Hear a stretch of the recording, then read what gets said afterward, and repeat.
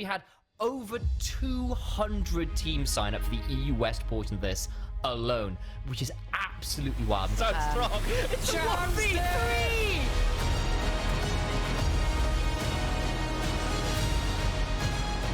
There, it's a complete bloodbath.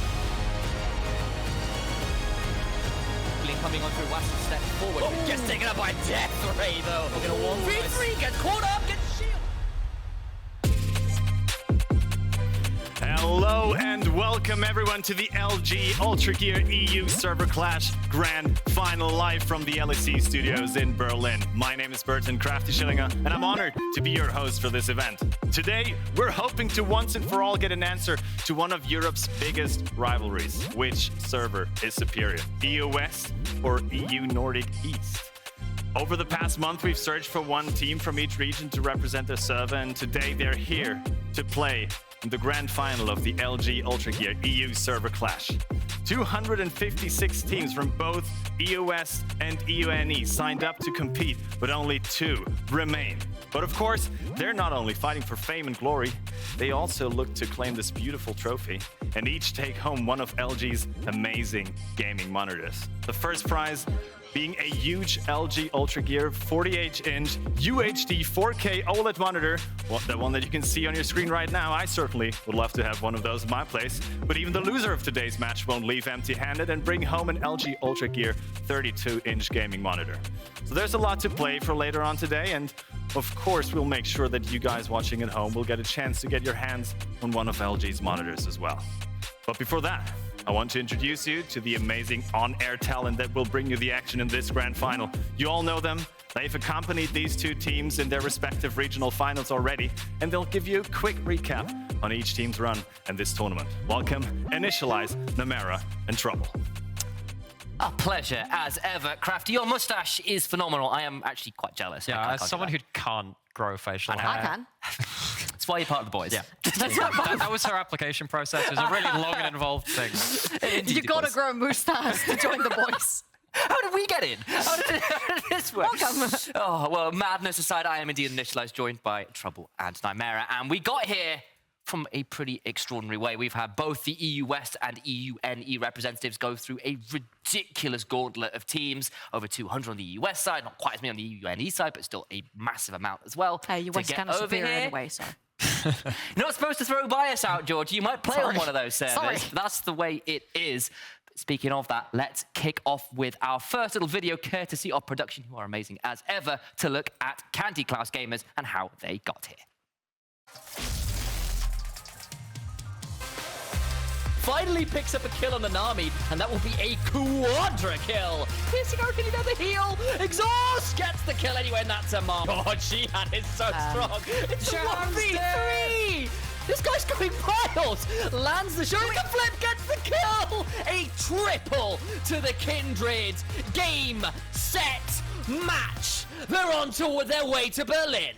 CCG had a hell of a run in their side of the tournament, because this was a team which we couldn't even see what they were like in team fights, because the game never got to the point where they were team fight. Particularly on the top side of the map, like Jungler Zhagog and then the Shihan Stiff from the top lane, there was really no getting past the 10-minute mark without a significant disadvantage. What would you need to, though? You win lane, you win game, you don't have to team fight. Also on the Zhagog point, he's also playing on Div 2 of Prime League, so his hands are pretty good. Oh, yeah. But when he played for the qualifiers, it was Kindred meta, it was Graves meta. Now the meta has swapped over to tanks. Let's see if he's going to be as good on these ones as well. Ooh, good little question there. I guess we'll find out. That's a good thing. And speaking of finding out, we have got to talk about the other side of the bracket, namely EUNE and its representatives. Gazovnitsy Pufnego. Production, take it away. And the wish keeps them all so damn healthy. A triple kill for the night we met. It's game 1 in the favor of GP. Double for Mundo, who ends up on the fountain, no less. Lamka Porsche gets a kill. The flag and drag comes on out. The death is still not quite there. It's a complete bloodbath. This Polish representative, Gazovnitsy Pufnego, are the NE champions. The one thing that I have to say about GP is their perseverance through the game and their patience. These guys live for the hashtag #WeScaleBoys. A Mundo dive in the fountain. You've got a Soraka healing. The Varus was huge priority for them. So we kind of were chatting at the beginning. We're like, okay, if one team is win lane, win game, and they stomp, and the other one is very strong in the early to scale to the late, who's going to make it through? So I do still stand by, even with the changes, what the heck is Mundo? I mean, Oh, he's still the same it's still the same thing. So maybe look out for that today. Well, we'll be talking about the teams a lot more as we go on. But for now, it's time to throw over to Crafty, who's got a bit more to talk about.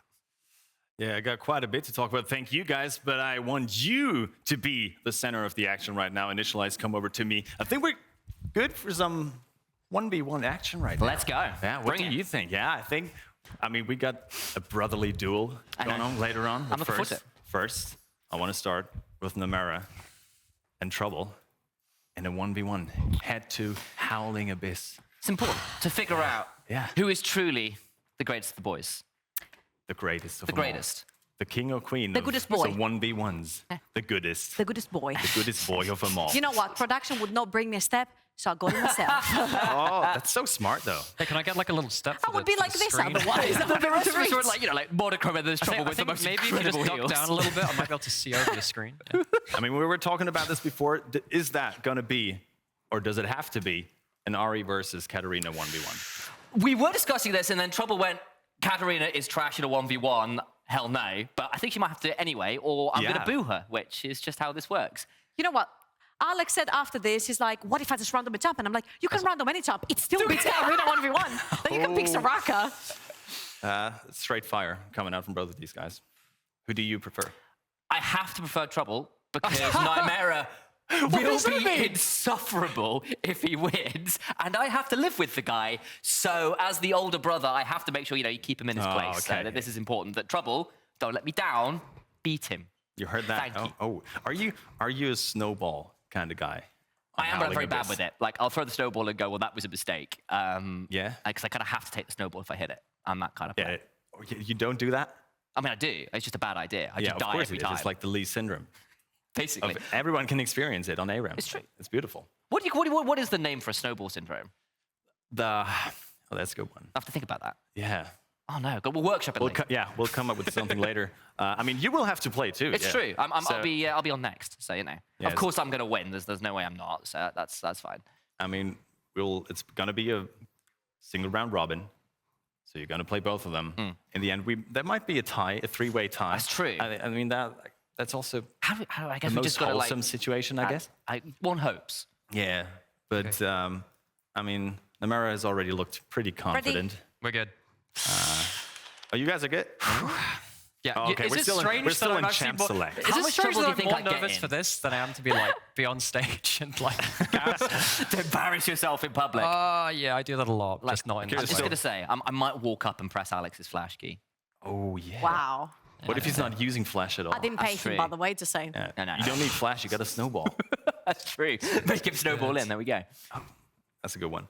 Yeah, we should do that. I mean, we're still in champ select. Just doing some runes right now. It's Curious what they're really actually going try for. hard. Well, of course they are. There's actual selection of rooms. Okay. Yeah.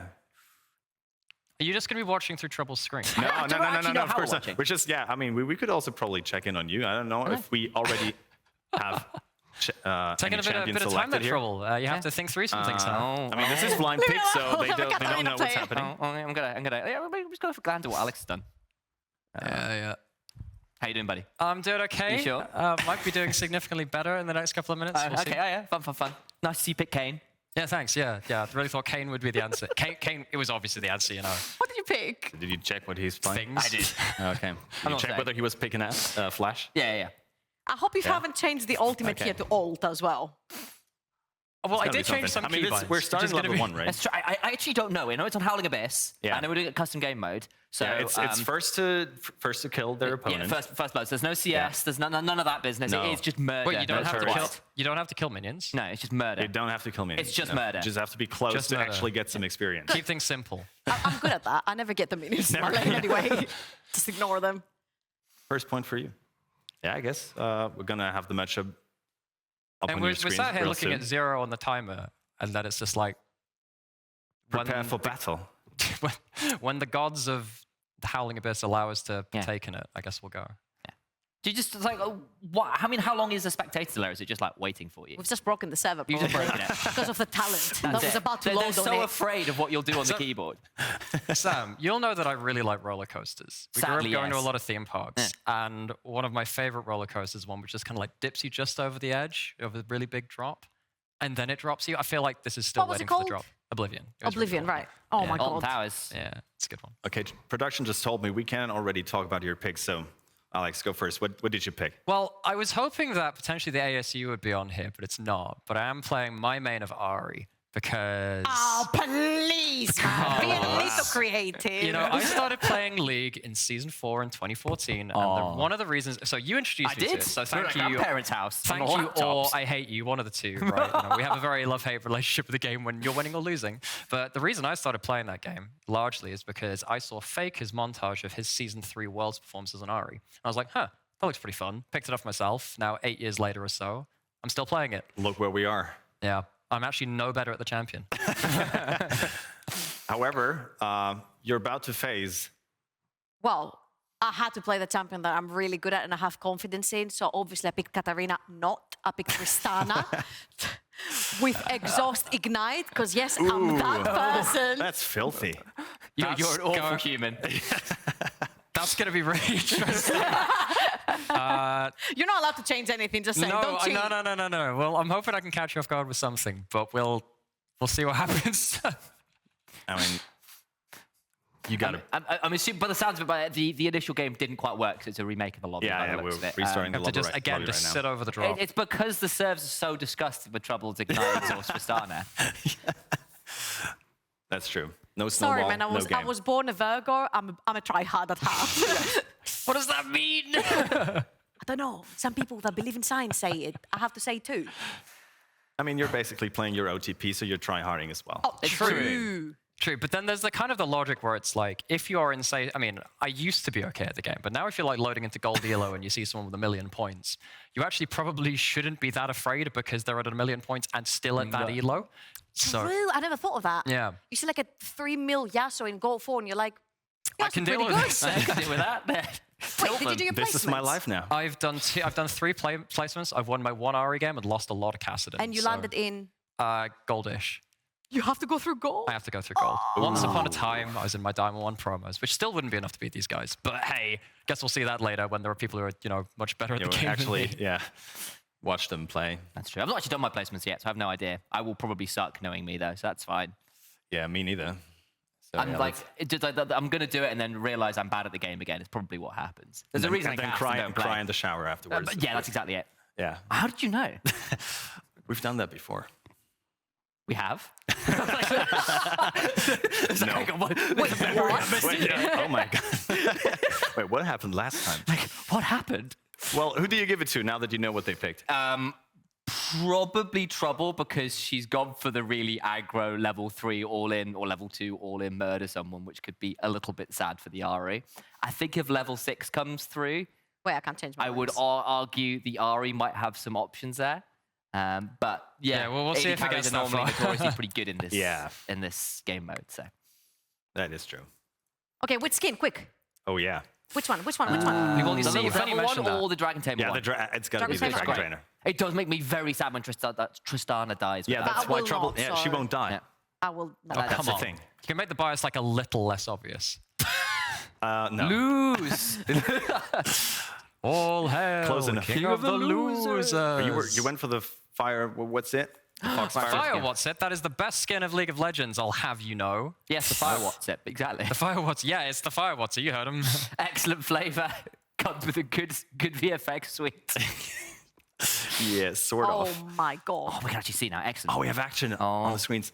I love these new portals, by the way. Oh, wow, my so screen is like, I need to change my camera speed. Oh, already looking for excuses. yes, Hang I on. am. He's Can got you it for tell? AD, Ari. He's got AD. Look at those items. He's Oh, got for lethal no. tempo as well. He's got that guy. You're not supposed to let them know that.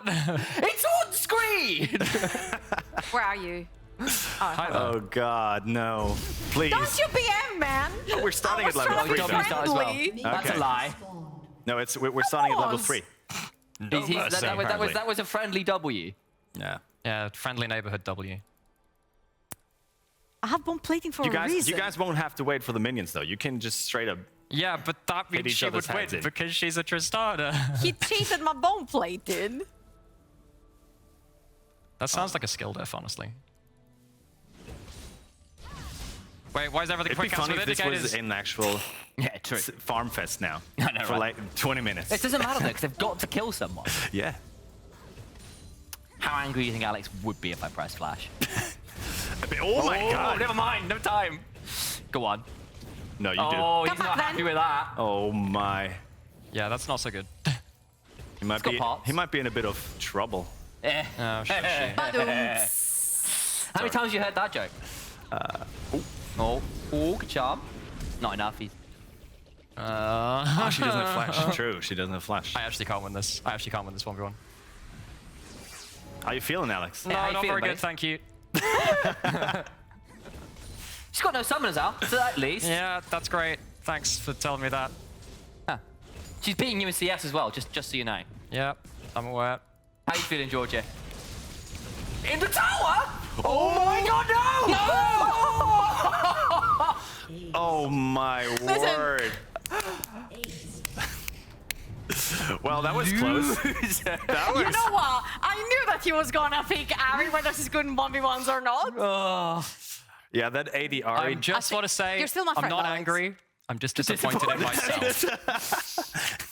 I'm really annoyed. So sorry. Yeah. I'm so sorry for you, Alex. Who am I beating? I mean, Get play me out of next. here. Who are you beating Get next on. year? It's Playing probably next, sorry. Yeah, I guess Get you're probably revenge beating for the both of them. brothers. I mean, come from the same We've got household. to quit, haven't we? How does it feel, Alex? Bad. Yeah.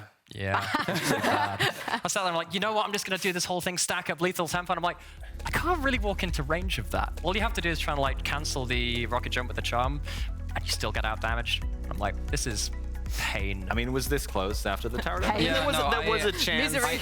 Maybe without the quick cast with indicators, maybe if it came out like that half second earlier, you know? So I okay. play without them. Yeah. Oh, And that's... other such excuses brought to you by. Yeah, brought Alex to you Nightmare by have good. slow camera speed, for example. I'm sorry, That man. also helps. That also helps. You know, thank you. You give me a lot of material here. That really helps.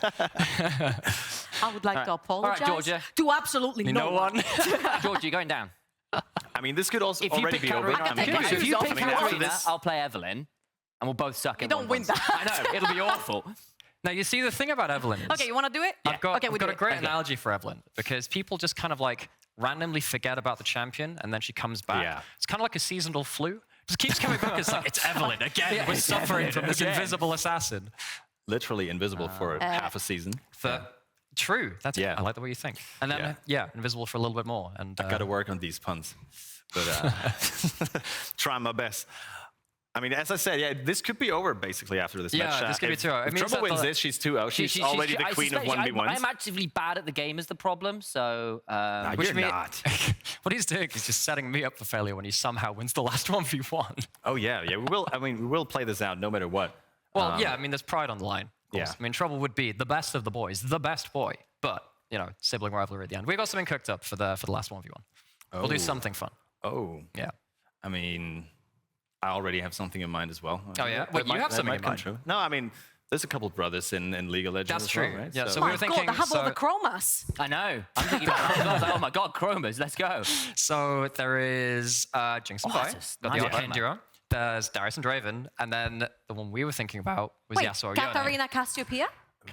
Are they siblings anymore? Yeah. They I are. thought they changed the But law with that. But Wait, they were born Isn't it Talon's Talon? also adopted siblings. You know, fun fact. Wait, I really? actually, in Season 8, which was many years ago when I could claim to be Let's okay at the go. game, I was Let's a top do it. 400 Talon in the US very briefly. Hang on. Oh, wow. You changed the bloody Really? key bindings. Yes, I did. It didn't Okay, help me, I'll though, give you did time it? to fix. I'll give you time to fix. Don't worry. Oh, more excuses for initialize as well now. Hang on. Oh, well, we already went through champ select, and it is Okay, Katarina let's do this some time. good old analysis. So Sam's gone for the Ignite and the Flash. So with Evelyn, even though you can't go invisible pre-6, you can still regain health if you take a hard trade. Yeah. So I'm looking at this Katarina and going, you probably should kill if you're going to leave him below half HP and like trade. If you're going to trade damage for damage, you got to kill because you stop Evelyn's giving gonna away my start, strats, Alex? Gonna start regenning. Yeah, That you is can true. So just don't die, Sam. Just don't die. I'm gonna die, like, horribly. Just do not die, man. Just don't die. As if you just basically have Warmogs as a passive, right? That's beautiful. I'm aware that actually Trouble do can see you where I am think by you're gonna looking build? to Do you her think you're right. gonna build I don't know Divine where you are. Sundra That's why I'm this game? sitting here. So you think you're gonna reach Divine Sundra this game? What's the item build like? Give us some analysis on your Katarina. Well, AD Katarina is right now the strongest one of them all, like the strongest I hear iteration it's of just the a champ. little stronger than AD Ahri. I don't know if you've played against that before. Oh, wait. What are you Look doing at that there? damage. Whoa, that's like 100 damage right there. Ooh! Oh, let's ignite. Okay, good amount of damage, but that's to summon it down, and that did a lot less damage than the Tristana did to me. Oh, come on, I can't level up because it's on the wrong button. Just press so alt. annoying. It's not hard. You don't have a self-cast on this screen, on this champion. Wait, was that actually the wrong way? Oh, that's a lot of damage. Damn, that is. Is this- Exhaust out as well? Is this the unexpected Sam underdog story to victory? How amazing would that be for Sam to rise Thank up you. Yeah, that's exactly what it against is. the difference in rank, the difference in, frankly, skill, and then to lose in the final match You did against him his dirty, brother? man. Oh, wow, you're setting it up already. Oh, close. Charm? Flash? Ignite? Taking? No! Oh my God!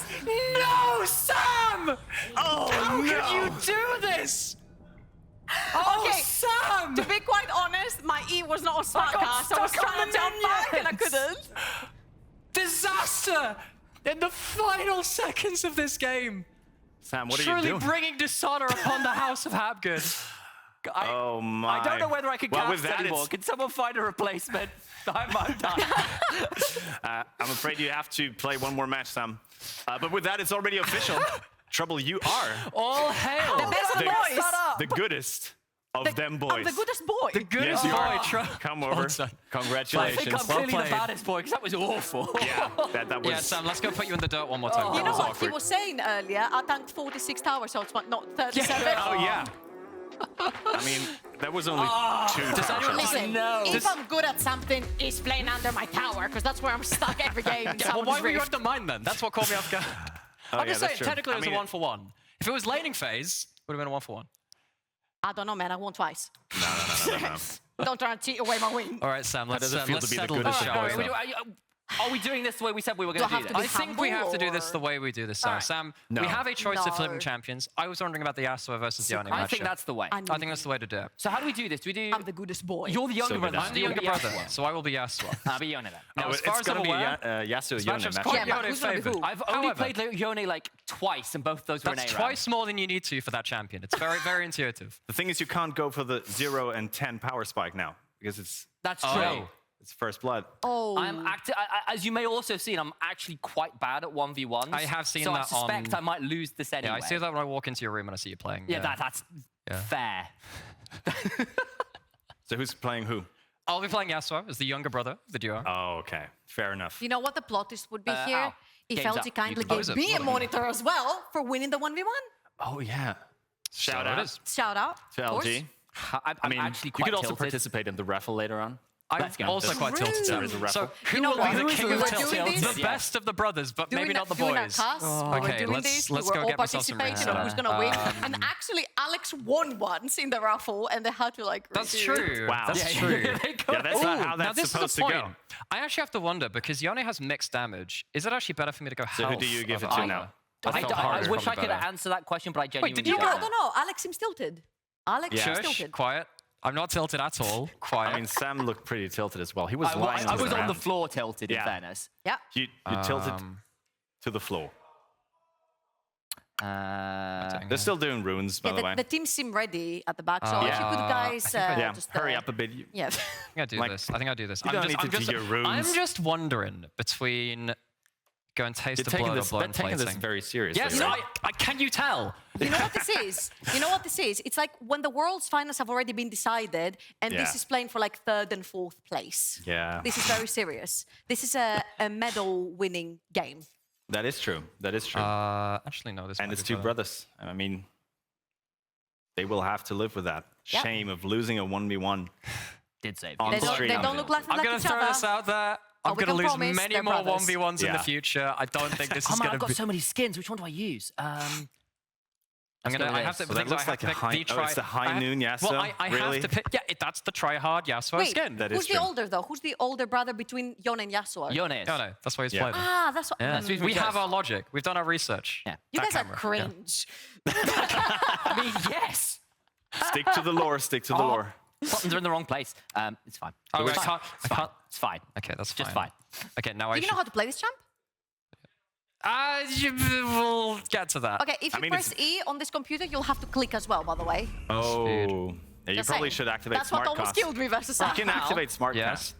You should probably Oh, do. Okay, get to That's the true. we are going to. Oh, No, is no, that? one second, was that one with second. smart Do a cast? Where is Duel. Standoff at noon here. Come stand Where is here. it? No, where is Smartcast? Wait, seriously, where is it? Quickest all. Oh, have I got to do? That's fine. Where is this? Please. Still trying to No. figure out every ability. No, yeah, well, I mean, he's only got Yasuo a is couple. basically like Ari All right, on where are you? steroids, right? I'm in the middle. All right. I mean, you can Wait, dash. wait, do you want- 20%. Right, true. Crafty, can you count us down? We're going to do like a little Mexican standoff here. So we need to like get, swords at Oh, swords yeah, at noon okay, here. okay. Do you So want me to face go? the other way. Just 3, 2, 1, go? Yeah, that's it. Okay, one sec. All right. Wait, Oh, whoa. Sorry. I need to hit S. They auto did it. I'm not used to that happening. So it's Okay, fine. wait for your shield to recover. Okay. Sorry, Al. Still want me to do the 3, 2, 1? Yeah, do it. Okay. You guys ready? Yeah. Yep. 3, 3, 2, 2, 1, 1. go. Oh, wow. Okay. Hold Wait, up. this was not how. This was not what I expected. No, this is like Oh, shit. my No. solo queue Yasuo, right there. Yeah. There was the tower shots. See this right there? My solo queue Yasuo. I mean, When I'm not mid lane. that was sort of anticlimactic. I gotta be honest. But there we have it. How Alex. does it feel to be a loser? I I mean, don't really want to talk about it. at least you lost your last game on So Yasuo, what not on happened Ari. was, I kind of forgot that I didn't take flash, so I just kind of popped exhaust. And I was like, oh, I can win wall his Q, and then he just autoed me. Yeah. Oh, Well, the more you know that I should have won both those matches. I'm just saying. Nah. We Just saying. can't agree on that. Trouble, you earned your spot at the top. And for you guys, well, Rematch. yeah, we might have a rematch, but before that, we want to see some actual gameplay now because, Yes, to be please. fair, that was kind of awkward. I actually can't believe that. However, we'll send you to a quick break before we start our grand final, so don't go anywhere. See you right there. I'm in pain.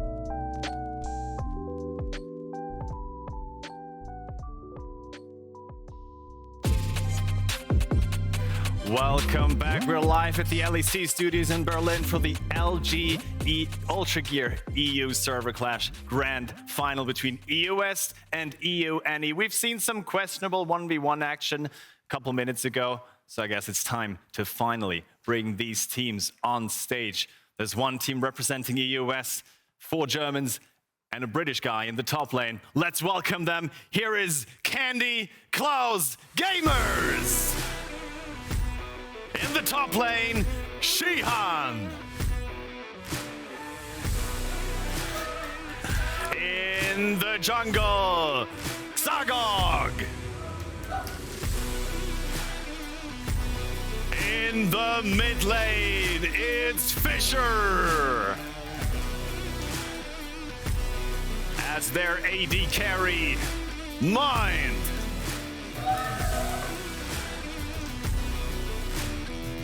By his side, his support, Greg.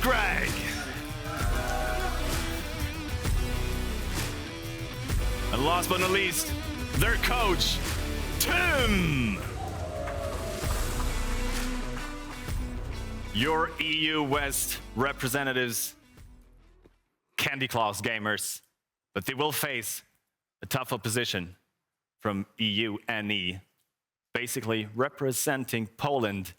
Gazownice Pownego! In the top lane, Juba!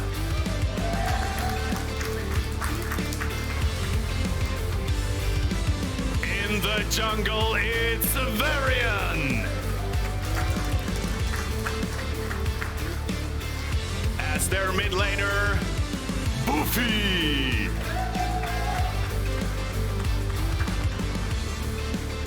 In the bot lane, we got AD carry, Ache! And as their support, it's Bovne! Last but not least, we got their support, their substitute and coach. Here is Wana!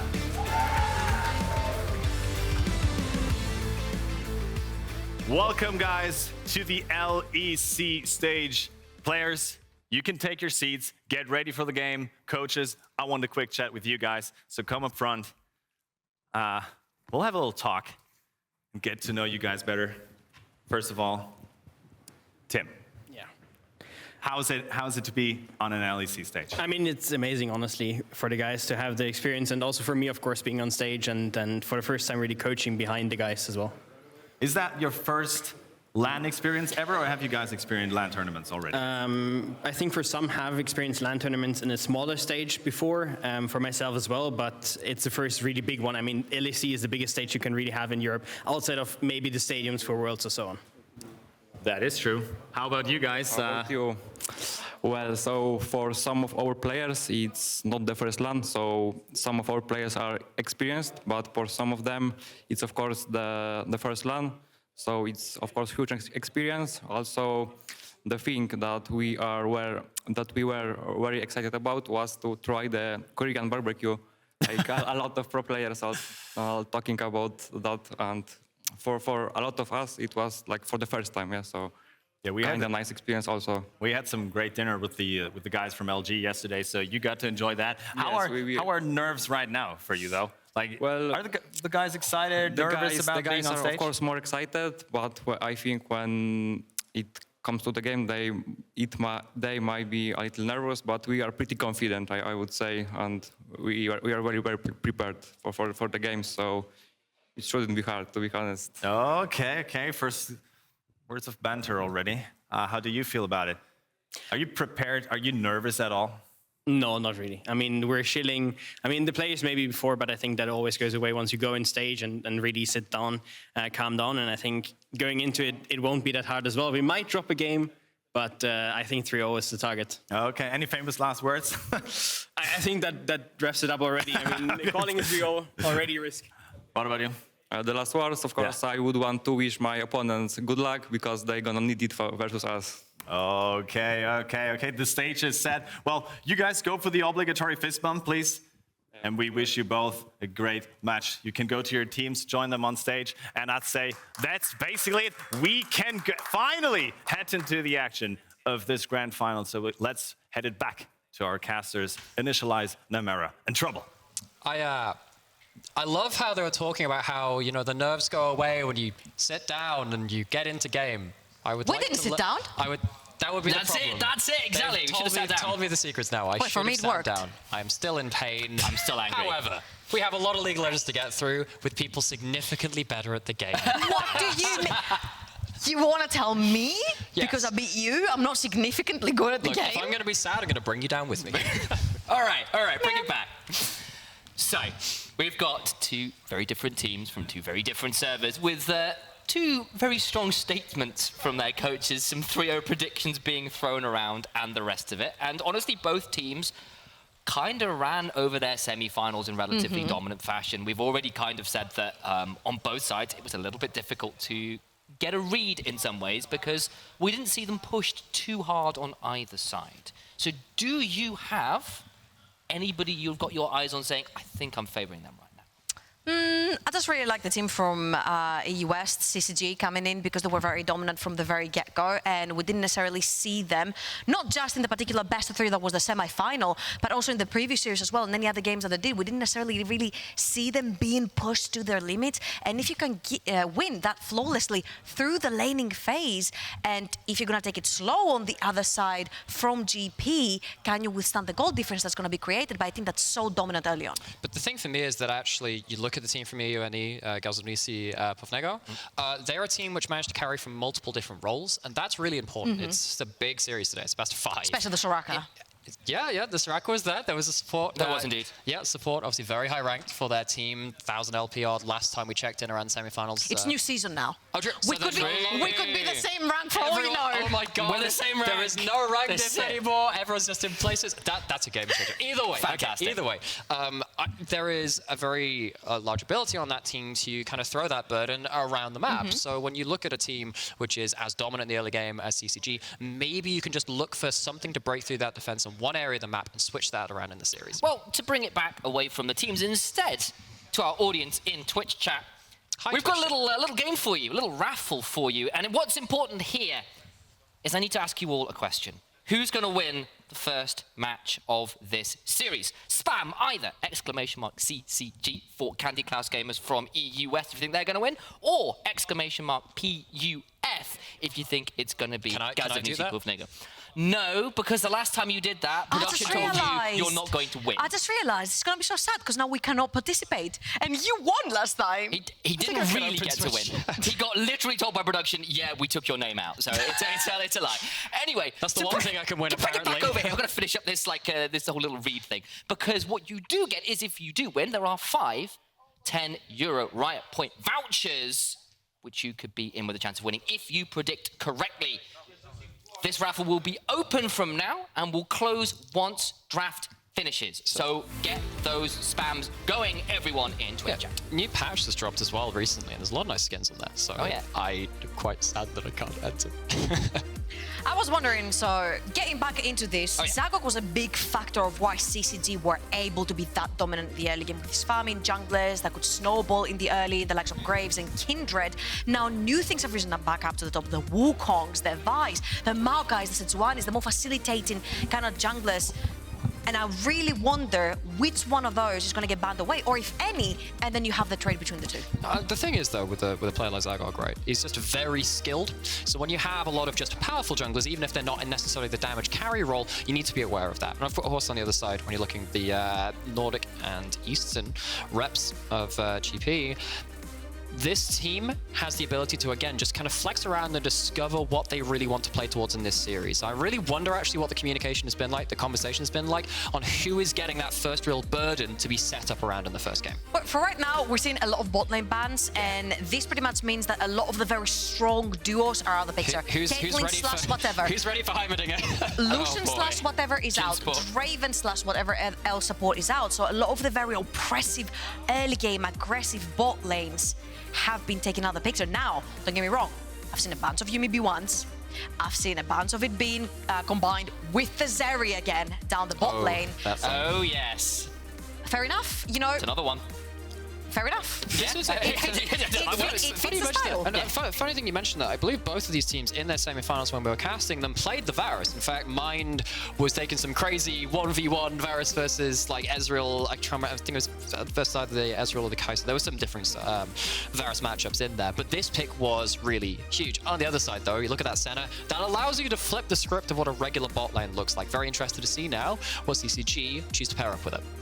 Well, they've gone for the Senna, as was kind of mentioned, and Only kind of. Only kind of. And the thing is, I do need to see whether GP here can find a way to survive the early game, because frankly, Candy Class Gamer destroyed the early games they were in. So if you are going to see a slightly different look here with 2 scaling picks, maybe there's an opportunity here to get towards the mid game. We saw some pretty good things out of Gazamiti. But the thing that really gives you a lot of freedom when you have the Azir in the mid lane is priority. When you have the Senna down bot lane, you know they're going to be bullies. You know what Zagok likes to play?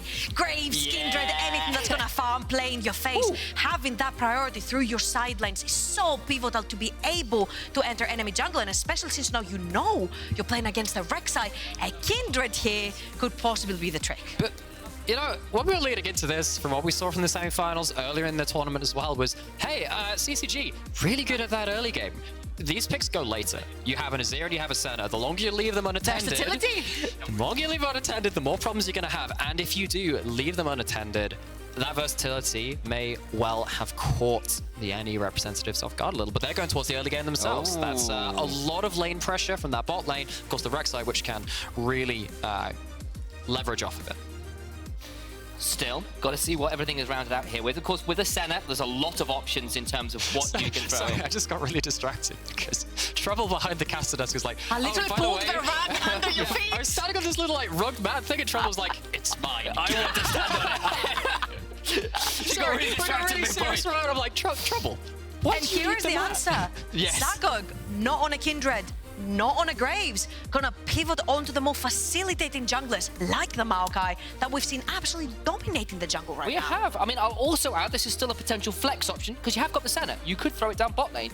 Maybe there's a world where you see it top but it as can well. be filthier.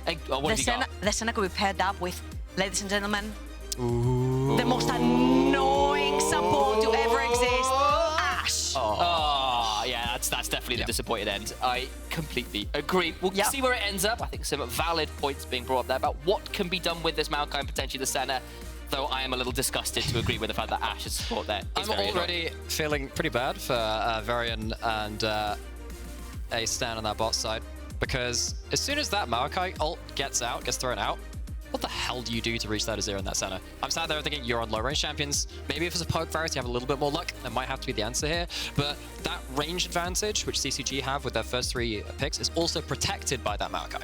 Yeah, I think I'd like to see some aggressive mid lane probably here, something like a LeBlanc that can actually smash the Azir. The Akali will go back the way that does really well versus the Azir as well. You need to pair up that Rek'Sai together with something that's powerful, that roams in the early game. LeBlanc comes straight to my mind. I hear ADR is really good at 1v1s. Yeah, really good, isn't it? Very good.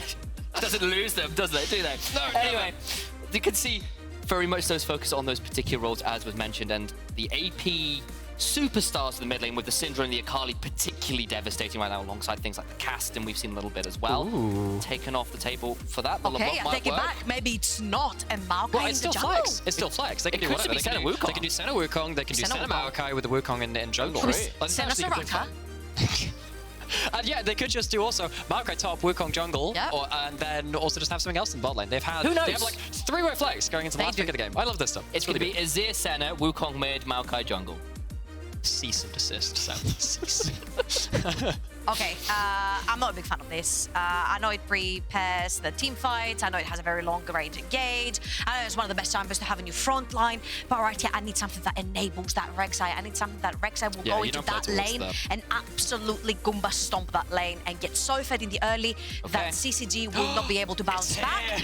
Ari works. Ari, Lissandra, LeBlanc, all of these aggressive picks that can actually I am so sorry for the next half an hour of me analyzing Ari builds. Oh boy, I'm so sorry. We'll drag him away from it, Trouble, don't you worry. And in fairness, the Ornn can now be left all alone on that top side while you try to play through the mid and the bot lane with the Rek'Sai plus CC, which is the idea. Response from CCG, though, is that Olaf still a flex. No idea what's in the jungle still. I'd imagine the Olaf's going to go top side. I'd imagine it is... Has to be Maokai jungle. I think it probably has to be center Wukong bot. There is the chance that you can still flex the Wukong there, but the Olaf I think has to go top because exactly what you're saying, when you've got the Ornn and the Rek'Sai on the top side, the Rek'Sai is not going to Ornn's lane, which is what Trouble brought up, saying, hey, that might be a bit of a problem because how does Rek'Sai play through top side? What this means is that you know that Rek'Sai's not going to be top, they're going to be bot side. Olaf gets a free lane to just run down Zubia. That's going to be a very difficult lane to survive in. If Ornn does survive, great in the team fights, but in an isolated 1v1, I think Shihan has some real chance to throw those axes and take some kills. And actually, I think if the Olaf is going to play aggressive, you can flip the coin completely. If Olaf is overextended, Rek'Sai does a lot of damage in the early game. You can go to level 6 when Ornn can actually set up for a gank as well and take him down with the execute from the Rek'Sai. And this is kind of how you can snowball the Rek'Sai. I'm just wondering, is level 6 already too late to start looking for kills for a champion like this? Because on the other hand side, there's too many tanky champions, there's too much range. How are you going to reach them later on? Indeed. Quick note though, it is the Wukong in the jungle, it is the Maokai in the support. Okay, so that just quickly got flicked on the screens behind. Ignore what was on there beforehand. It's just being updated. You can see Greg is the one on the Maokai. So they are looking to put that Wukong in the jungle. As we said, Zagok does like to carry, be a threat. Wukong can certainly do that. It's engage, it's damage. You hit level 6, you know what you can do there. Sorry, I actually had no analysis. I was like, hey, okay, I was you might want to talk about the Wukong jungle. No, okay, fine. Like, hey, Greg squared. That's funny. I like that. I think Wukong is a champion that goes under the radar of a lot of people because he can do everything. He can AFK in the jungle and farm. His farm clear is mega fast. He can pretty much match any other jungler in the meta right now. He's pretty good versus tanks because he can avoid a lot of their ultimate abilities with his clone. He's pretty good at engaging. He's pretty good at disengaging. He's pretty good at creating space, which is exactly what this team with the Azir and Senna wants to do. I think he's an all-around fantastic champion, plus a great 1v1 potential. Yeah, so apparently when preseason was starting and then later into scrims as well, it really was Viego and Wukong that were still being seen an awful lot in the scrims. Now, we haven't seen an awful lot of pro play data. LPL is the first region to start, and only started this morning. We don't exactly have a lot of tape of that. But actually, I was speaking with Xerxes, at least jungler, who was saying one of the reasons that Wukong's come back is that there's only basically one AoE camp anymore, that's Raptors, and you still have AoE from junglers anyway because of the changes, the item changes for the jungle, so Wukong can clear a lot better. Thank you for that little addition there on the Wukong. It's now time to turn our eyes to Summoner's Rift as we head on to it for our first game of this grand finals of the LG UltraGear EU Server Clash.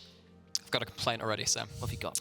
There's a teleport and a spellbook on the Ahri. I know you've got a lot of thoughts on this. Yeah, well, if you're going to play utility. all this utility, because if you are playing towards a Rek'Sai and an Ahri, you want to fight early, and they are getting 4 early. Probably don't want to fight at level 1, but if you're trying to set things up later into the game and you don't have a strong burstier build on something like that mid laner, which Rek'Sai can help set up for, or of course vice versa as well, you're going to run out of damage against something like an Olaf or a Wukong.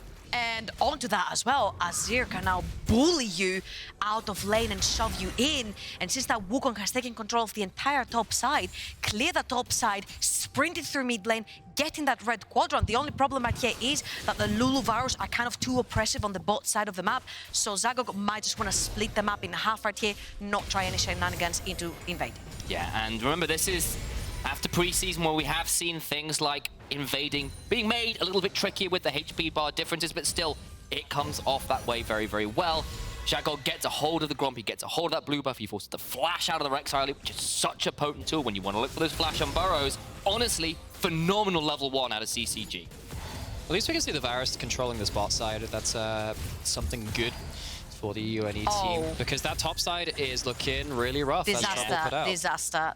That was a beautiful back from Zagok right here. He's pinged already his blue quadrant, which means he's gonna take that, and his red quadrant is gonna be safe from any kind of invades, which means that Varian is in deep water right now, stuck on only 1 quadrant, no flash for a flash gank onto anything. He has been spotted by a ward as well, so I think this Rek'Sai is you know, at least there's like he's having a little trouble in the early. At least there's like an ignite in mid lane they can play around. Oh.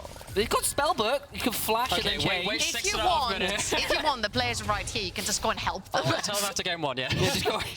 Just go right now and be like, remake. Yeah, maybe I can go over. Maybe I can turn off like skill shot indicators like on their PC and then like change the camera speed. I hear that helps a lot. Oh. Okay, Zagok and this was the time Vario knew It was messed up. It was messed up. Yeah, that's a very polite way of putting Actually, that. observers, can we go towards top side? I want to see what Olaf's done towards that top skull. He's Looks taking the skull crab. Well, Is he he's taking it? looking towards it. I think it was literally, yeah, put a ward over mid lane to see if Rek'Sai was going to head over. Hasn't chosen to go towards it. He's sprinting it. But yeah, Jago, oh my gosh. You're going to have to use the teleport here as well from Buffy in this mid lane because Azir's managed to get a lot of good poke early. They see Rek'Sai heading into the weather, standing still so they can't see him on the Tremor sense. And he's unburrowed now, so here comes Fisher looking to get the first catch of the day. Yes, Flash. Iron Cannon's prime. Flash for the Q. We'll get it as Azir follows up.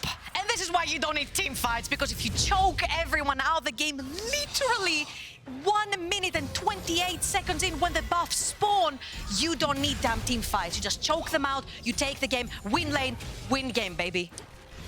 For a mid-jungle that really wants to be fighting, really wants to be snowballing, this is probably the worst possible start you can have. A lot of CS down, no control of this mid lane. A wonderful level 1 invade by CCG has set them up for success. We were wondering whether they would have to just go beyond their early game playstyle. Again, so many micro things well in this, showing again their proficiency of playing through the first few minutes of the game. Okay, if you want to take it on the micro, Varian did spot the Skull Crab, sprinted towards one direction, which means that someone was hitting it or was around. But I think that was a little too late, because whilst he's already spotting it, sprinting towards or charging towards one spot, Wukong was already in his face. It's like in a horror movie where someone's like, we're in danger. Yes, by the time you have said that, because it is the nature of it, you're already probably in trouble. Or when they don't turn the lights on and they have perfectly functioning lights. You know, so I think it was The Walking Dead, which someone had like a really good commentary on it. Apparently what the director said, by the way, this is set in a universe where horror movies didn't exist, so it made sense that people did all the stupid stuff. And I was like, that is they weren't informed. I was like, that is the weirdest explanation, but I somehow did it. That's kind of fun. All right, I mean, like, I'm just going to say, Varian is basically now living with, like, Fog of War completely off that he's playing into, right? Like, they just know where this Rek'Sai's been. He has returned to the tunnels. Exactly, they know exactly where he's been pretty much this entire game. This might be the first time he's been off Vision, it feels like, the entire damn early game. Bot lane just gets taken down. That's it, with a phenomenal little play on the Varus. Pops the ghosts and leaves Greg ghosts. Really? That's the best you've got? Level 6. Never mind, we've got more to talk about. They're going to go look for this one. Misses. The Ornhorn will land that. And a flash forward with a Bellows Breath will secure the kill regardless. I want to be mean, but I won't, man. See, I'm holding it in because I won the 1v1. That was great stuff from Varian to actually go towards the top side of the map. His jungle was non-existent at this point. He's fallen half of the CS down. He's 1.5 levels down. What is your getaway here? Trying to create a gank, try to create an opportunity, get some assists under your belt. You need some gold and experience. And honestly, right here, Puff's bot lane is also kind of bailing them out, making sure that this Maokai is down in laning phase, means that the Senna cannot get anywhere near that wave to get that experience. Behold, why Varus has been banned for like half a year at this point. So strong in that laning phase. A lot of cool stuff happened here too in terms of the micro. So obviously the level 6 apart from left a little bit too late to The one was like, listen, I can do it myself, but I'll let you get an assist. So that there, I think that's actually trying to be a flash predict. Yes. I think that's trying to be, because you see the flash on the other is like, I've got him. Okay, I don't know if you can flash in the wall though. True. Yeah. Okay, I'm giving the benefit of the doubt. Like, I like to do both things. One, did it work? Well, not quite. Okay, I'm getting a little cocky now because I won the 1v1, okay? Okay, first, you are allowed to, for today only. But I mean, like, that's a big deal because the jungle had capitulated. It looked really rough. First blood had gone over. Now you're getting 2 kills. That was a great word. Which one? Capitulate. Capitulate. It's a great word. Yeah, no, I've got a few of those. I can teach you a new word. What have you got? Not as you know it. Fish. But it's spelled GHOTI. That says fish? So if you take the GH from enough, the F, and then O from women, which is I, and then okay, your language is really weird, man. From nation, that's not a word. GHOTI, fish. I'm just gonna say that this is spelled goatee. I don't believe it. I'm gonna say this is as weird as Leicester, because you guys call it Leicester. Leicester, yeah, but you've added one extra syllable that you just don't want to pronounce. Or the other one was that we've got Loughborough, it's another good one for that. Worcester. And Beaver Castle, which is spelled Belvoir. Okay, during that, Zagok tried to get a chicken invade right there, and I think he might have gotten away with the red buff. Funny thing about the word chicken, no, I don't actually have it. Okay, moving back off. Let's go to monkeys, not chickens. Fisher just gets a wonderful shuffle. gets another one and evens up the kill score. The mid-jungle for CCG. Turning up to try and right the wrongs of their side lanes as Gregor running away. A final Q secures it with a help picks on top of it. Shihan beginning to run down to the other side of it though. 83, V2 Varian going in, looking for the execute. Will not quite get it. The Horn comes on through. It's missed. He misses the reactivation. I have 2 titles here. 1 is Death by Yordle. 2 is Revenge of the Fallen Jungler for Varian. So bot lane is bailing them out. Varian was able to get a kill towards the top side of the map, and even though he dies, it does not matter because he gets a kill on a completely uneven 2 versus 3 versus the jungle that's also 1 level up. And then the third movie in that trilogy is the rise of Skywalker. Okay, we're not gonna have you make movie titles. We're just not. No. I will do as I wish. But yeah, that was a really back and forth fight around the top side. Now, this is... the Herald didn't even go. I was like, I'm not going to say it's before Herald because it's still there, but it's still not been taken, but it's still a good amount of gold being thrown around the map. You'll notice that gold, despite us probably focusing on CCG a lot in this early game because of the nature of the jungle matchup and what's happened there, actually gold is very even. In fact, there are some points in time where, there you go, we're actually slightly ahead in gold. It's becoming quite a good contest, and we might get to the point where we see CCG having to finally team fight. Nego have forced them into a point of evenness so far. And Buffy right here gets caught in the jungle. Fisher, of course, really easy combo right there, takes him down. But then you see that CCG want to take the 2 versus 3. They have their Wukong right there. Sam is very strong. He has the ultimate up and available as well. But that Ornn, you can't necessarily really easy to kill. And since Varian does get caught, he's like, fine, I'll take you with.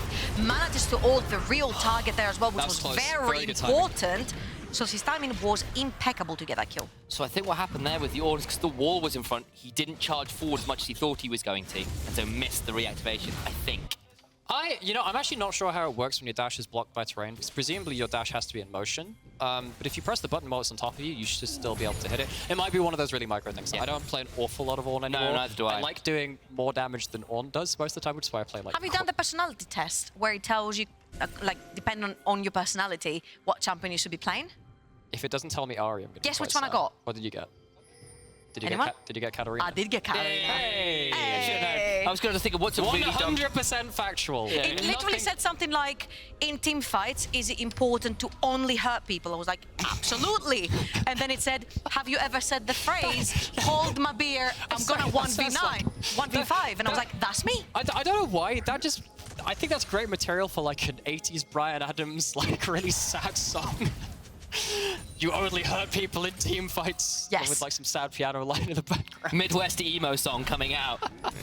Mid-US. Gotta keep it on brand here, Sam. Or EUNE, come on. We've got 2 servers on the show here today. Making whole new brands of music here.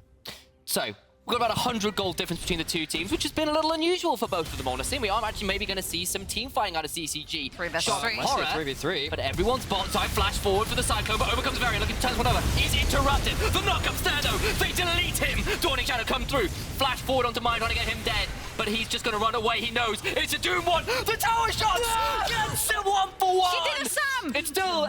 I hate you so much. But that was the 3v3. Tower shots involved brings it down for a 3 for 1. But Varian, once again, showing how much burst damage this Rek'Sai can do.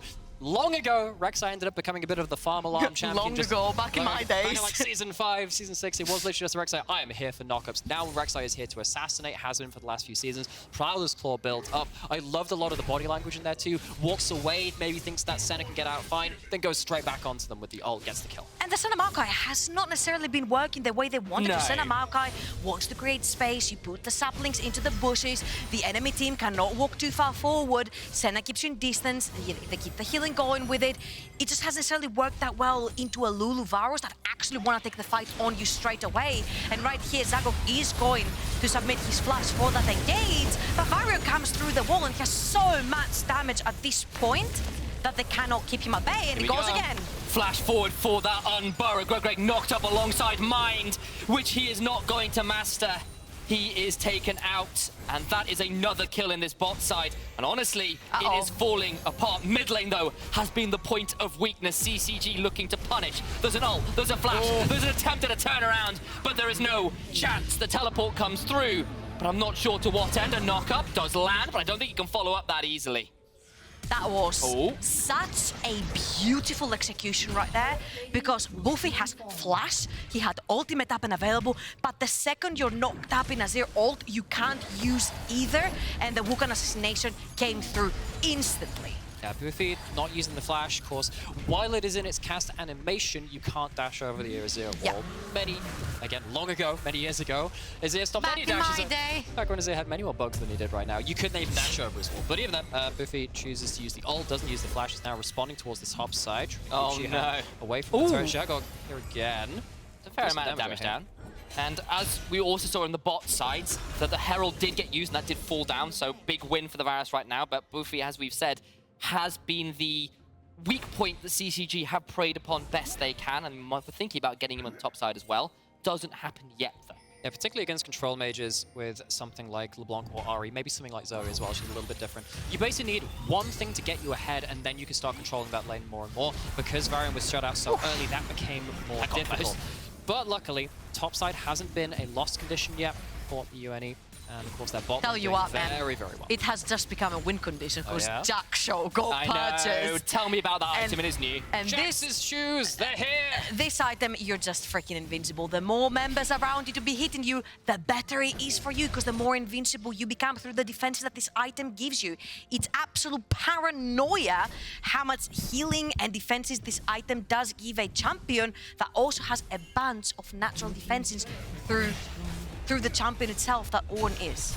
But Azir's still on the side lane as well, actually, at this point. Very, very healthy to be in a lot of those 1v1s. Maybe Varian can make them feel a little uncomfortable. But for now, CCG taking some towers, getting a little bit more control of the map, but the gold is falling away from them slightly. It is a bit, but of course you are into an Azir, a Senna, both scale well, and Fisher has really become a Fisher of champions in this game at 4-0. Very much a win con in and of himself, even as we said, look, bot side has gone very, very well for CCG, and despite the disaster start for the Rek'Sai, Varian is well and truly in the game. Would you say that the Fisher has had a net gain for his team? So. You were angling for that one for a while. Yeah. So even though both have an incredibly fed Varus here, an incredibly fed bot lane, guess who doesn't care about any CC you're gonna throw in their face? Olaf, who's running that flash ghost. And then you have Senna assisting from the backline, then you've got Wukong and Maokai jumping in. So if this Varus doesn't care about his positioning during the fights, if Pufni is not around on the Lulu, could very easily just go poof. Do you like my pun now, Alex? That wasn't bad. Thank you. That wasn't bad at all. Someone's joining me. I'm disappointed in all of you. Right there, we see that the Herald taken by CCG, second one, because they set up shop and they have a range advantage. And we already talked about how the Maokai ult can buy a lot of space for their backliners to do work. Means that they get that one for free, but they are losing this turret. Don't have the best wave clear either. They have no Azir without teleport. So it does just become an easy force down in the mid lane. That's the second turret of the game. Gazavniti Pufnego, and they get that one relatively cleanly, all things said and done. As you know, that's a lot of melees plus a Senna. Not the best wave clear with the Azir not there, so pretty easy job.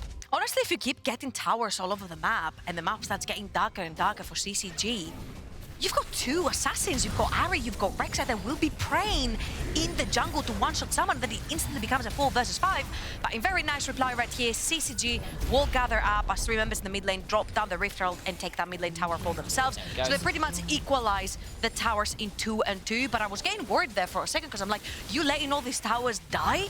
It will be very dire for your Azir to walk forward, your Senna to walk forward with an Ahri and a Rek'Sai on the prey. Yeah, and when you got Ornn ult follow up, Varus Q over the wall, there's a lot of stuff which can follow through. So yeah, very much worth checking how the geography of the map changes. Those towers being a large part of the way you play around dark areas of the map. But we have a lot of side laning coming to the fore now again. Azir on that top side, Olaf down the bot side. CCG content to split the map, but again, very even in gold. We haven't really got a clear dominant force so far. No, Dragons are split, Heralds are split, Towers are split, gold is pretty much damn even. We've got some champions, as we said, that are a little bit stronger than the others, looking at the Varus and the Azir in particular. A quick note as well, I do want to briefly touch on what Senna's decided to build. There's always been a little bit of discussion about what the right things are to build on that. But instead, Fish is going to get shut down. Nari gets her vengeance, having been punished all game long. There we go. Finally connecting up with the mid-jungle. Candy Cloud's game is doing a really good job of shutting them down in the early game, but they go towards those side lanes, leave Azir alone there, and that's great. But the one caveat we said is that, yeah, maybe Rek'Sai can make them feel a bit afraid there, because even though you can push in, you gotta be able to kite backwards, keep some range. They could not do that against that duo in the side lane. Big deal. And exactly, if you can continue to punish those sides, especially if Azir doesn't get to build a Zhonya's or anything early on and gets jumped on by Rek'Sai and Ahri, you get to travel 3 screens of distance with their R buttons, can get a bit tricky. Very importantly here, Ahri not ult, Azir not ult. Yes, they're joining for this Dragonfire, but I think an Ahri ult is so much more important to have, especially since you have other tools to create distance from the side of CCG.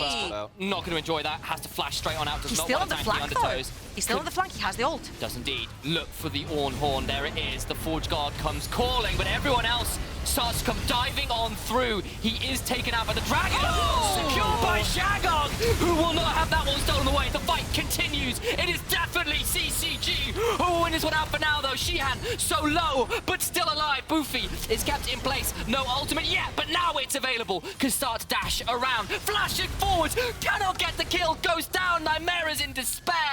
And the rest of Gazanisi Puvnego must run for the hills.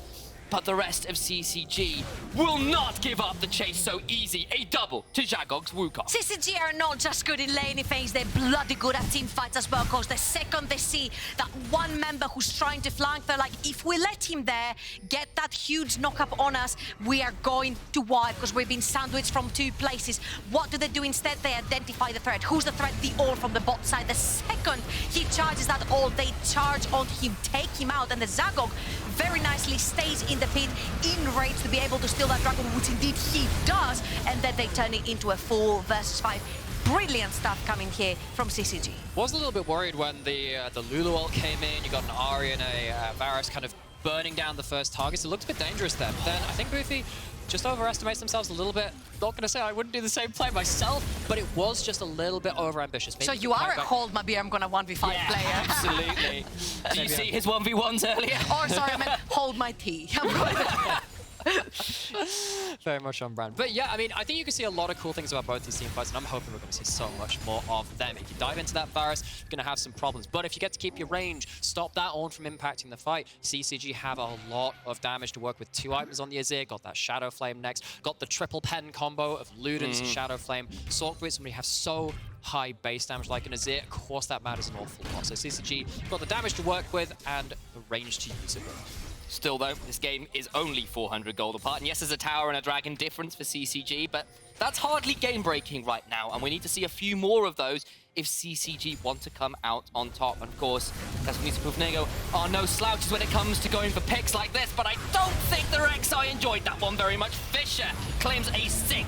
In comes the Ornn, looking to get some more, but it's shoved out of his Call of the Forge God with a well-timed Emperor's Divide. Double for Fisher, and that will be Greg falling down at the end of it all. It is still a 1 for 2, but it's CCG who are very much on top in that one. Just very disconnected from Puvnego at that point. You had a late TP, a really good clone from Zhagog, buying a little bit of time. The charm soaked up by that clone, meaning that Puvnego really couldn't get themselves into a position where they could burn down that first target very well, and they had to burn an awful lot to close distance on that Azir. Also, if you think about it, every time Puff have tried to get a team fight going, that Varus is stuck on a choke point. Yeah. You move a little too far forward, you're gonna get capitalized on it instantly. So Axis, I hope I'm saying the name correctly, positioning is very pivotal here. Unfortunately, again, he's been stuck in very tight spots where he cannot move forward, and I'm kind of worried. He's 3-0 and 5. If he's actually able to walk out of this choke point and impact the team fight, the damage that's going to come from Puff is going to be insane. We'll keep our eyes on it. Of course, 2 items now largely complete across the board, with the exception of Zuba in that top lane. Of course, the support's a little further behind, as is often the way of these things. A quick replay, because this was very undeciding. I've got an angle here. Look at this clone.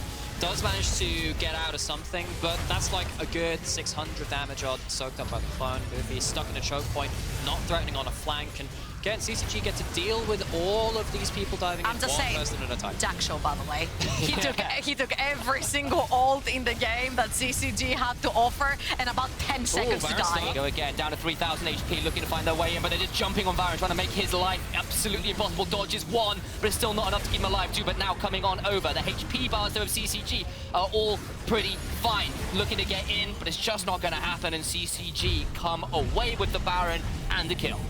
That choke point has been really problematic in the last couple of minutes. Yeah. Because they said, they go, okay, all right, let's try and walk through here, claim a little bit of the river. CCG go, no. We'd rather don't do that. They go, no.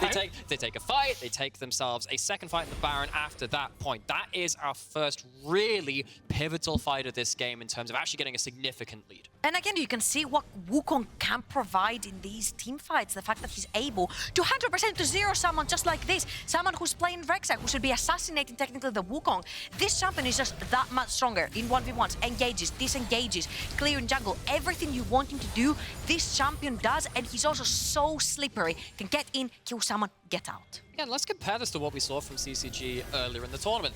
They actually didn't have long games. They had very short games, and we didn't have to see them team fight. Now they have this game. They're showing that versatility, which you called out earlier, Trouble, but they say, yeah, we're great at early game, but we can nail it in the team fights as well. Pick up the Senna, pick up the Azir. We didn't have to show it yet. And they make it work in the late game, showing themselves a broader skill set than we'd seen from them earlier in the tournament. Partly because they hadn't had to show it, Well, yeah, but that's it's true. there now. At least you can now see on tape.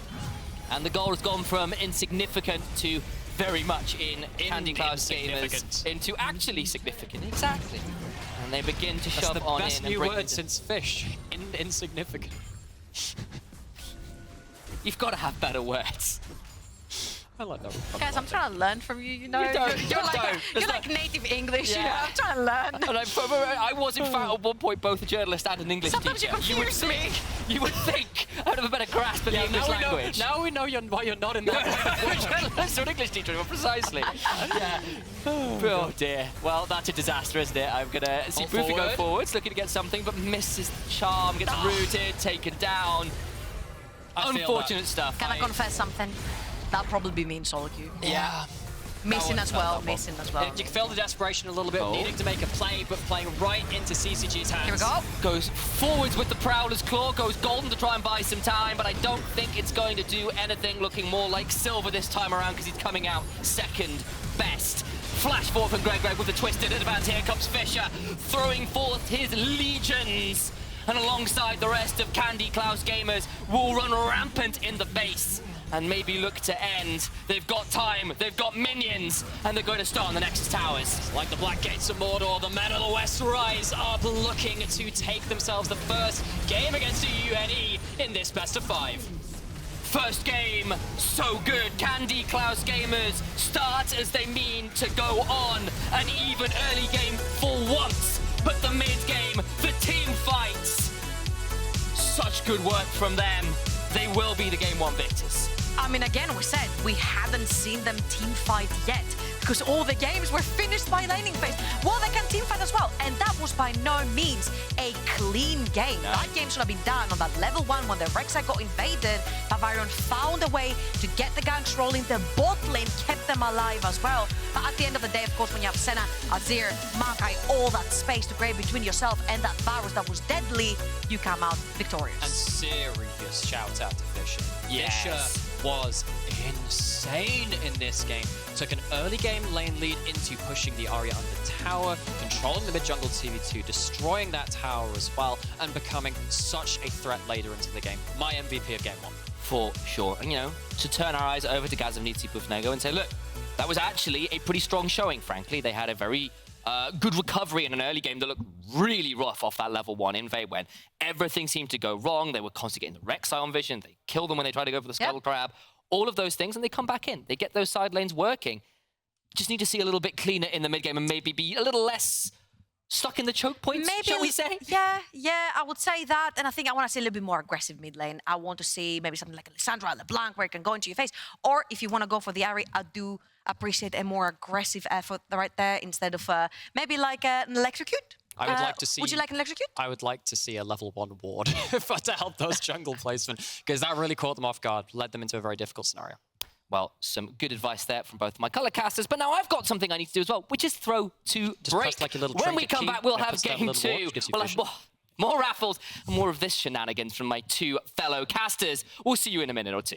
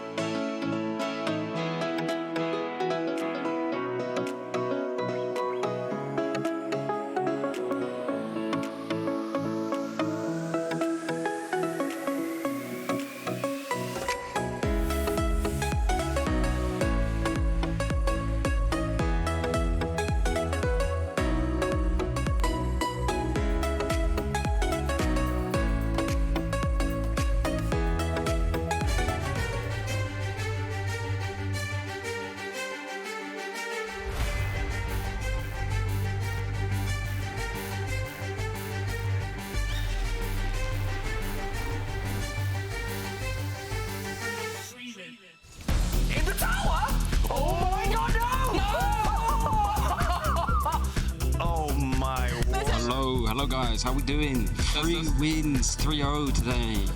Flash forward onto mine, trying to get him dead. But he's just going to run away. He knows it's a doomed one. The tower shots gets him 1 for 1. He did a sub. Like the Black Gates of Mordor, the men of the West Rise are looking to take themselves the first game against the UNE in this best of 5. Man, I love in-game highlights. You want to know which one was my favorite? Think I might have worked it out. No. The one where I Don't tell tower me, dive no. you and kill you, No. and I win the 1v1. Let's go. I reject your reality and impose my own. You lost to me as well, mate, and I suck at this game. You know what? The teams were pretty good too. All right, well, we're coming back after a break where CCG won the first game via some team fighting of all things. We didn't see a lot of that in their run to the finals. But honestly, the early game was some good turnaround comeback stuff from the likes of Varian and their bot side. You began to wonder. Honestly, when it came to the bot side, when we had Varian roam towards that part, that was the strong side of the map for him, right? So playing towards that, it was no surprise that they won the 3v3s or 2 whatevers. But right here, CCG show why they're so resilient, and the team fighting is really good, just as good as their laning phase, isolating the target. They're turning into 4v5, and cherry on the top, Zagok steals the dragon.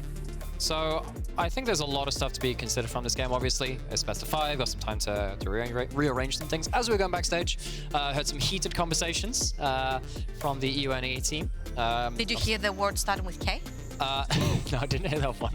I did hear that one. It was still very heated in terms of, really trying to discuss what happened in that game. And I think there are a lot of ways this can move. One of the things that you brought up at the end of last game was actually maybe you go towards something which is even more aggressive and easier to set up with a mid lane, like a Lysandra or something like that. Or you just try and prop up that mid lane duo you were playing with already a little bit earlier with something like a level 1 ward, because it felt like the rest of the map actually was doing okay. It really was Fisher on the Azir leading the charge for the side of Candy Claws gamers, and oh, he did a great job doing that. Yes, he did. But what could also be a great job is Twitch chat. I've got a question for you. It is now. Being in Twitch chat is very much a job. It's a very important job, because what you can do is earn an amazing thing, not just in channel points, but also some riot points if you can answer correctly who will win the second game. Spam !CCG or !PUF in the chat to put forth your prediction. Among all the right predictions, we will raffle out one €25 riot point this time around, so a bigger prize. But only one of you is going to win this one out. Get those into chat. The raffle will close when draft finishes, so do make sure to get your predictions in before that happens. You can also say nice things about us in chat. Yeah, do that. That'd be great.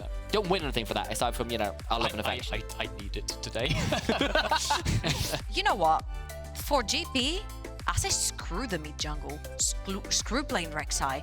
Mai is in, Maokai is in, Sejuani is in. That bot lane, that Varus looked pretty stellar to me. Prop up for your Varus to be able to carry through the team fights. I mean, you had the EUNE in the previous game. That was pretty good. Get another setup champion in there, one that can facilitate for it. But this time, I think we evaded one more bot lane ban. Yeah. It kind of evades me right now. Well, the Varus, I'm sure the Varus is taken off the table. That's Could it be a Yuumi? very Yuumi's important. There's that. There's stuff like the Ashe Heimerdinger. There is...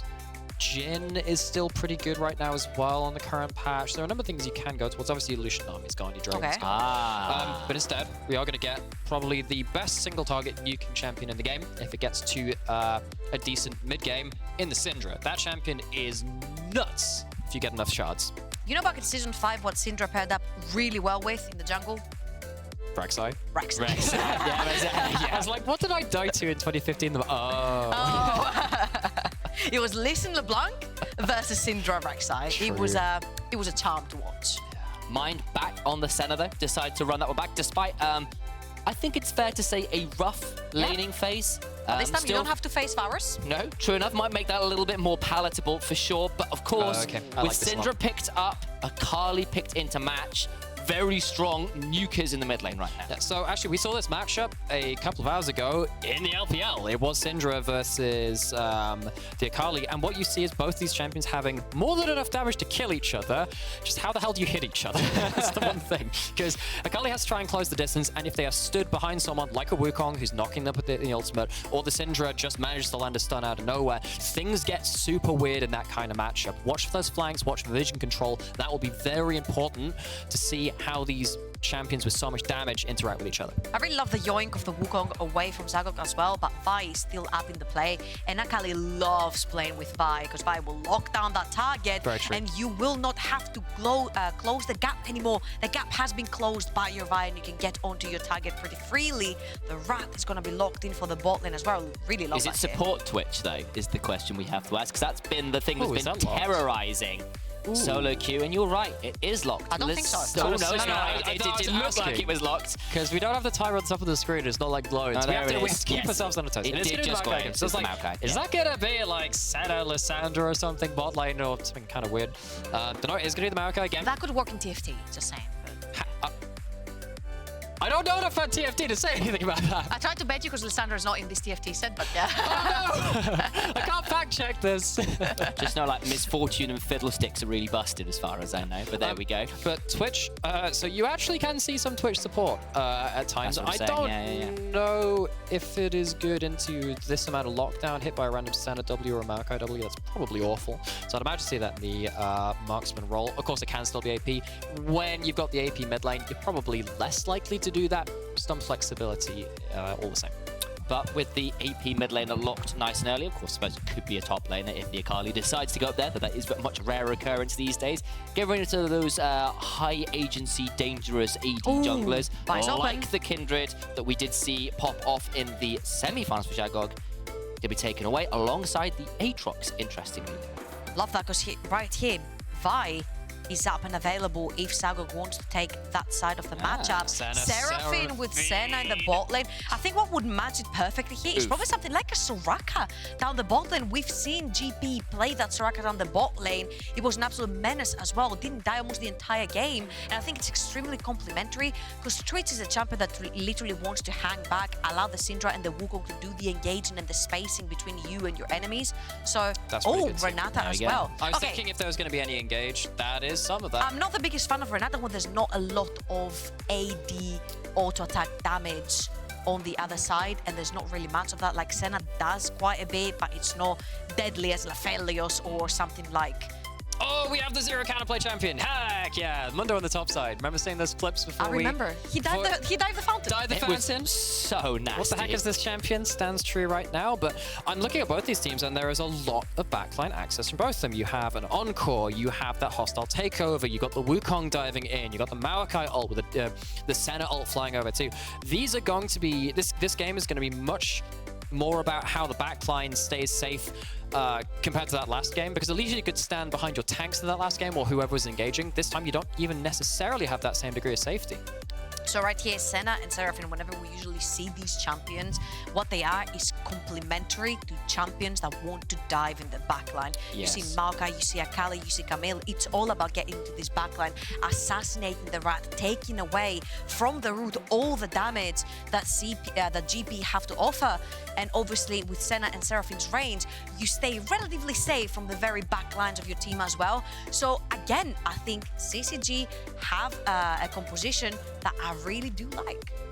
You know what I also like? I like the jerseys which these teams have. They have that's where you're going? They have special jerseys just for this event. That's actually really cool. Like, they do as well. Yeah. They're all wearing the same shirt. Oh wait, it's all for this event. They're all like LG UltraGear things. I was like, huh, it's cool. Server clash. It's not the same. One is black and white. Yes, no, but like that's the team colors. Oh, it's white and blue, and it's purple and black. I like. Yeah, okay, fair. Touche. It's the little things. Yeah. Like having indicators on your skill shots. Oh, there you go. You can see them. Just still angry about that. Obviously, I was angry about how it took me to level up because I kept leveling up wrong. It's because you changed the key bindings. Yes, I did. Cretin. But, you know, have a look at these team comps, as we said. I kind of agree with Georgia. I like what I see from CCG in the fact that you've got the two divers in the Akali and the Camille backed up by kind of the ordnance of the ultimates from the rest of the teammates. You throw down the Nature's Advance. Nature's Grasp. There you go, Twisted Advantage. I keep doing that. You know, you've got the Encore, you've got the Dawning Shadow, all of which can fly over those guys to keep them alive. It reminded me of one of the casts I did last year, Quickshot was talking about, oh, this guy's got the Scion ultimate ready. No, he doesn't. He's got an Orn. Same kind of thing. Sometimes, like, these champions have such similar naming ults, like the Unstoppable Onslaught or Unstoppable Force, Onslaught of Shadows. Onslaught of Shadows, Unstoppable Onslaught. You're like, how? Yeah, there's a lot it tickles me. It does. But we're about to head on to the Rift for Game 2. We've got a level 1. Gazavnitsi Pufnego looking to make something happen for themselves at the level 1, which, of course, was problematic for them in the previous game.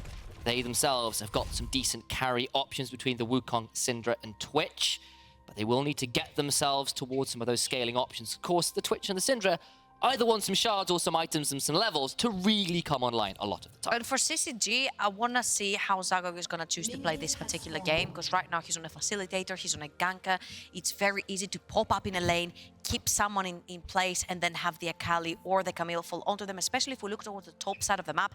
The Ignite has been taken as a summoner spell by Shihan, which means he wants to go hard on this Mundo, because if you don't, he will be able to dive your fountain and kill you in it, like we saw in one of the highlights. And of course, for the bot side, you've got this Twitch, you've got this Renata. Ashe had a phenomenal game last time around on the Varus. Really got things rolling when things looked a bit dire. So I've got a lot of eyes on him right now because they did such good work in the last game. Honestly, we saw Greg in particular get a little caught out, honestly, on the Maokai. So here's hoping, for the sake of Gazavnitsi Pufnego, they can start to replicate some of that success they found last game. For those of you that haven't been kind of keeping up with solo queue, you've been seeing a lot of Seraph's Embrace Seraphine, which just gives you infinite mana, a whole load of ability to survive as well, because it gives you a lifeline shield nowadays. Much akin Reverted back to the old one? Basically. It's kind of, except the old one used to be able to activate it yourself. Now it just does it for you, and I'm like, that's... Even easier. Yes, yes. It's like, remember when... Sometimes, sometimes you forget to press your active item, and you're like, oh, man. So for those of you that played when Deathfire Grasp was still in the game, so Season 4 and before, I missed that item so much. You just like build it first, have 0 mana, but all the damage in the world. But like something like 99% of players in the game didn't use the active because they either didn't know about it or couldn't figure out how to. Anyway, that's why sometimes you do have some of these items which are kind of changed back. I want to talk about Syndra quickly, as they're on the screen. Syndra is kind of a weird mix between Victor and Senna nowadays in terms of the passive. You get a lot of upgrades as the game goes on in terms of your abilities or some kind of functionality changing. A little bit. There's a bit of that, yeah. So the way that you get shards, for those of you that... So shards are basically something which applies to your passive. When you get every mark of 20, you get an upgrade. If you get 20 shards, you get an extra charge of your Q. That means that you can cast Q very quickly twice in a row, and then it has to kind of come back off cooldown. It kind of charges up. You get these shards by leveling up, hitting 2 abilities in a short space of time against an enemy, so you have to hit them, or killing large minions. So a little bit like the Senna, which stacks up in a similar way when you're hitting champions, and then, of course, a little bit like that Victor. Killing minions, it helps, but only the cannons, not all of them. So don't miss cannons. Of course, as the game goes on, you start to get things like executing below 15% health, which is nuts. I believe the upgrades are, so it's the 2 charges in your Q for the first one. The W is, I think it is damage, much like the old one. E is it increases the radius, which you used to get anyway. And then the ult is it executes you below 15% HP. Flash through the wall. Yes! Yes, first blood. He didn't even no assist required. You know what? That was so giga chat, because I see him behind the wall. I'm like, that wave is nowhere near underneath the tower. Flash it. And you know what, Zagog? I'm gonna take my hat off. If I was wearing one, I would take my hat off. But that was a ballsy play right there. Just leave. You know what? The sheer pressure of Zagog being there is what killed Juba. That's what it is. That's what it is. The Camille had nothing to do with it. Jack got throwing a busy ping like, yo, I burnt my flash for this. What is this? What do I get in return? Yeah, where's my assist? Listen, if Camille carries from here on out, it's worth, you know? Gotta hope it against Shihan in the semis and beforehand has been a really monster top laner. But go see this replay again, because the early HP advantage definitely being in favor of Shihan made this one rough. I don't think they expected that this damage coming from Camille would kill him off, but the big play there was that Shihan takes the shield away, the anti-CC shield, so Zago would be able to stand him in place, but Shihan has no back actually. He's at very low HP. Let's look at that E cooldown. Do they have it back up? Yeah, they do. Okay. Holding it there, just seeing if they can get that Waven's turret with the... It's not worth for 1 million, man. It's not worth it. I do want to briefly bring this one up as well, because I'm reminded of the interview we had after the semi-finals from CCG, where their jungler said, look, the person I wish I could play a bit more like is our top laner. Shihan is such a good player. He's such an aggressive player. And we know that he can carry so hard if he starts to get advantages from lane. And you can sort of see early on, definitely living up to his jungler's hype. He didn't really have much room to do that in the first game. Olaf was kind of sidelined for most of that. That's the wrong way. That's a bit bold. No flash, remember. The E is down. Going to get a lot of damage thrown on top of his head. Overcomes Jago, but it's going to be too little and certainly too late. I wonder if we interviewed him right now, he'd rather be more like his mid laner. 5 CS up. Very nice. One of us, Fisher. And speaking of, is being very obnoxious here. He's got a lot of energy to work That's with. a level He 6 doesn't though. have a lot of damage himself. Throw it on the no! Misses against the E. Overcomes Jago. No assist again. It does actually manage to get that, make that a 1-for-1. I apologize. That was just a little bit delayed on which one came up first. But now Jago, too much damage coming down. Maybe Varian can get the kill here. Looking for another option to dash on forward with the Nimbus Strike. Flash forward secures it with an auto kill. That's my hard, my chest for a second. I think CCG are overreaching a little bit. Fisher playing between tier 1 and tier 2, dashing the wrong way around, which means he takes a tower shot, which means that Buffy is able to turn it around for a one-on-one. And Varian taking the kill onto Zagok. Wukong again, one of the very strong 1v1 champions in the jungle. But we're seeing some really important stuff here. So last game, we saw that Ace and Hufni had a role in a team fight, which was, I'm going to stand behind the initial engagement, I'm going to just try and peel away from the fight, try and kite back. When you have a Twitch Renata, you stick the W onto the invis Twitch, and you just let them run at someone. The extra attack speed, the extra movement speed means that you can't walk up as CCG in many different situations. And of course, they turned up to that last play. That's something we're going to have to track more and more as they get more unlocked from these lanes. I think the situation right here for Fisher was perfect because you also have Zago around, which means Buffy cannot actually access his tower. He's losing experience, he's losing gold. And even though the play ended up being pretty much the same, right? Fisher dies, but it doesn't matter because the Syndra missed cannon, missed 2 waves worth of experience and gold. And at the end of the day, yes, you trade 1-for-1, but that experience will come to bite you in the butt. Yeah, actually missing those cannon minions is important. We were talking about those stacks before. Of course, tracking those cannons, much like the Victor as well. Very, very important as the game goes on. But now we have 2 kills on a Wukong. Wukong struggled a little bit in the last game in terms of trying to capitalize on actually diving into the Varus in the last one. It got better as the game went on, but with a strong start in this one, and of course, no Varus in this game to deal with. Hopefully, going to be able to stick that landing a little cleaner than that first game. Lest we remind you, that first game was not a stomp. It was fairly even for large portions of it. Fairly even in this game as well, with CCG with a slight advantage, mainly off, I suspect, that first blood in the individual lead we can see from Shihan's Camille in the top side, who is up a fairly decent amount of CS plus that first blood, of course. The Shihan's did again. Yes, I'm going to use that as much as I can. I'm angry already. But as it stands, it is a relatively even game state, as we've said. To see where it goes from here. Of course, CCG, as the game goes on, start to get more and more Senna and Seraphine combos are brutal, but on the other side, you know, things like Twitch and the Syndra, as we've said, do get dangerous once they start to get some of those shards and items. I'm just very surprised because I feel like these 2 teams are kind of very similar to like the LPL playstyle and the LCK playstyle, where the LCK is a little bit more slow, more calculated. We scale into the late game. We'll pick perfect team fighting composition, where the LPL is like fight, fight, fight, fight, fight, fight, fight, literally from level 1. And it feels like every time we watch Worlds, these 2 teams will meet, these 2 regions will meet each other midway between the blood fights and the scaling later on team compositions. CCG has fallen into the category of trying to play the game of Puff right here, and they're doing it better than them, Fisher. Flash low, there's the twisted advance to buy some time. Varian will land the stun. Jago flashes out, in goes Fisher, looking to get on Alchemy. Go back in, but the Cyclone is there. Go quick at the execute. Gets it with the Q regardless. Maybe it's 2! Fisher is on fire this series. Reels them in for 2 kills. Goes beyond the first turret way earlier in the game. Does it right between the towers in this one on neutral ground, but comes out the better for it. And I feel like Zagok also baited this there because while the Syndra ultimate was going onto the Maokai, he flashed after he ate the ultimate, which means that if you want to capitalize on it, my gosh. you HP, have to get out of the HP. tower. How much is that? How much is that? Click on it. Click on it. Click on it. There we go. Zero is how much HP it is. 0. Mind now in danger. Those Varian is over here. Asher gets that one. Can now look to get some more. I can't. Sorry, I can't. I think it was less than 10 actually. Yeah, the region. Sorry, just. Observers, they're not right now. They are gone. It would have been so funny if they just died just before we could get to them. But go back to this mid lane play. Back to this, Fisher, look at him. He doesn't go towards his jungler because it's blocked off by Buffy and Varian. And right here is the trick. If you want to capitalize onto this Maokai, he's underneath the tower, which means you're going to lose your life. But you do anyway because you have overextended. Syndra has no mana, she has no spells left. And guess what? That Akali's having a field day. Okay, let's look at this again. I kind of missed a lot of this because I was laughing a little too much. But this is the range and the damage you have even early game of the Senna Seraphine. If you're not diving onto them, if you're not taking harder trades early on, this is what tends to happen. Clutch Shield does save the life of Puppy for a little bit, but they get to go beyond the turret at that point. I think they're trying to save the Twitch. Never mind, Fisher takes a lot of damage. Turret shots! Not going to quite get those perfect execution. Gets on out of there.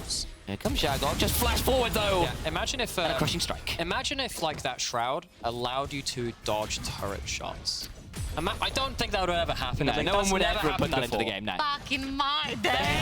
There we go. That wasn't that long ago, really. I suppose it actually is getting towards a little while now since the Akali rework properly came in. 5 years. Probably hasn't. Oh, Season 8. No. 5 years. Oh, no. That's what 3 years of COVID does. I know. Yeah. That was the Aurelia rework and the Akali rework and Aatrox too, I believe.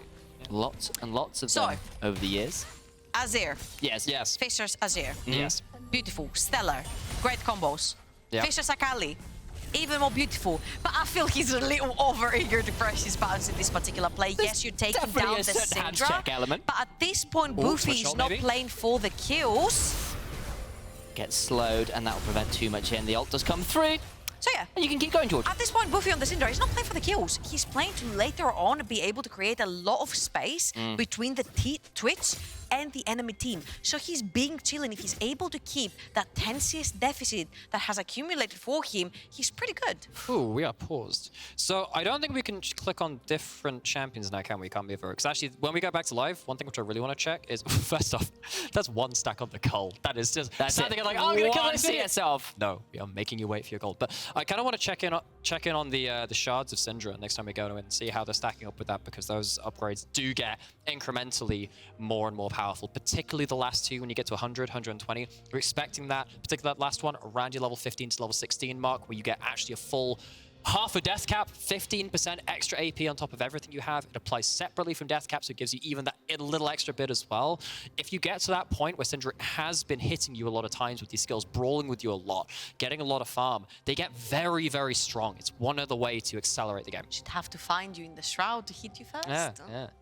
There is always that element. And of course, I know when we were chatting about this on the way over to the studio, actually, we were sort of saying that, look, one of the things is that Syndra can actually go a defensive item second because she gets enough AP from the passive that you can actually afford to build defensive and still be a serious damage threat. Also, to be fair, I feel like Syndra at this point kind of like fills the gap between an actual aggressive mage and the types of Lissandra, for example, which is basically just your CC bot. Yes, it does quite a bit of AP damage, but it's not really that bursty mage that you want to have in the mid lane, exactly. And I feel like Syndra kind of bridges that gap of being able to do the damage and a bunch of CC. You've got the stuns, you've got the slows as well. Okay, so 5 off, so 1 level up away from third upgrade. That will be the E. And then, wait, E? Things. Yes, it should be. Should have QW right now, it goes up to 120. I'm trying to remember where it comes up to, but yeah. There we go. Yeah, nice. But yeah, so we'll be tracking that as it goes through. But I think you're right. I think Syndra has always been a kind of like a almost anti-dive in some ways, because you kind of, if you dive onto someone in front of her and she like Q ults and it just stuns like 5 or 6 balls through your team, that's actually a lot of ability to peel back, get a lot of CC through, but then also has the single target, 0 counterplay button as well. And particularly in the current iteration, scales very, very well. That's why she's back. And she is becoming more and more prominent. Stone.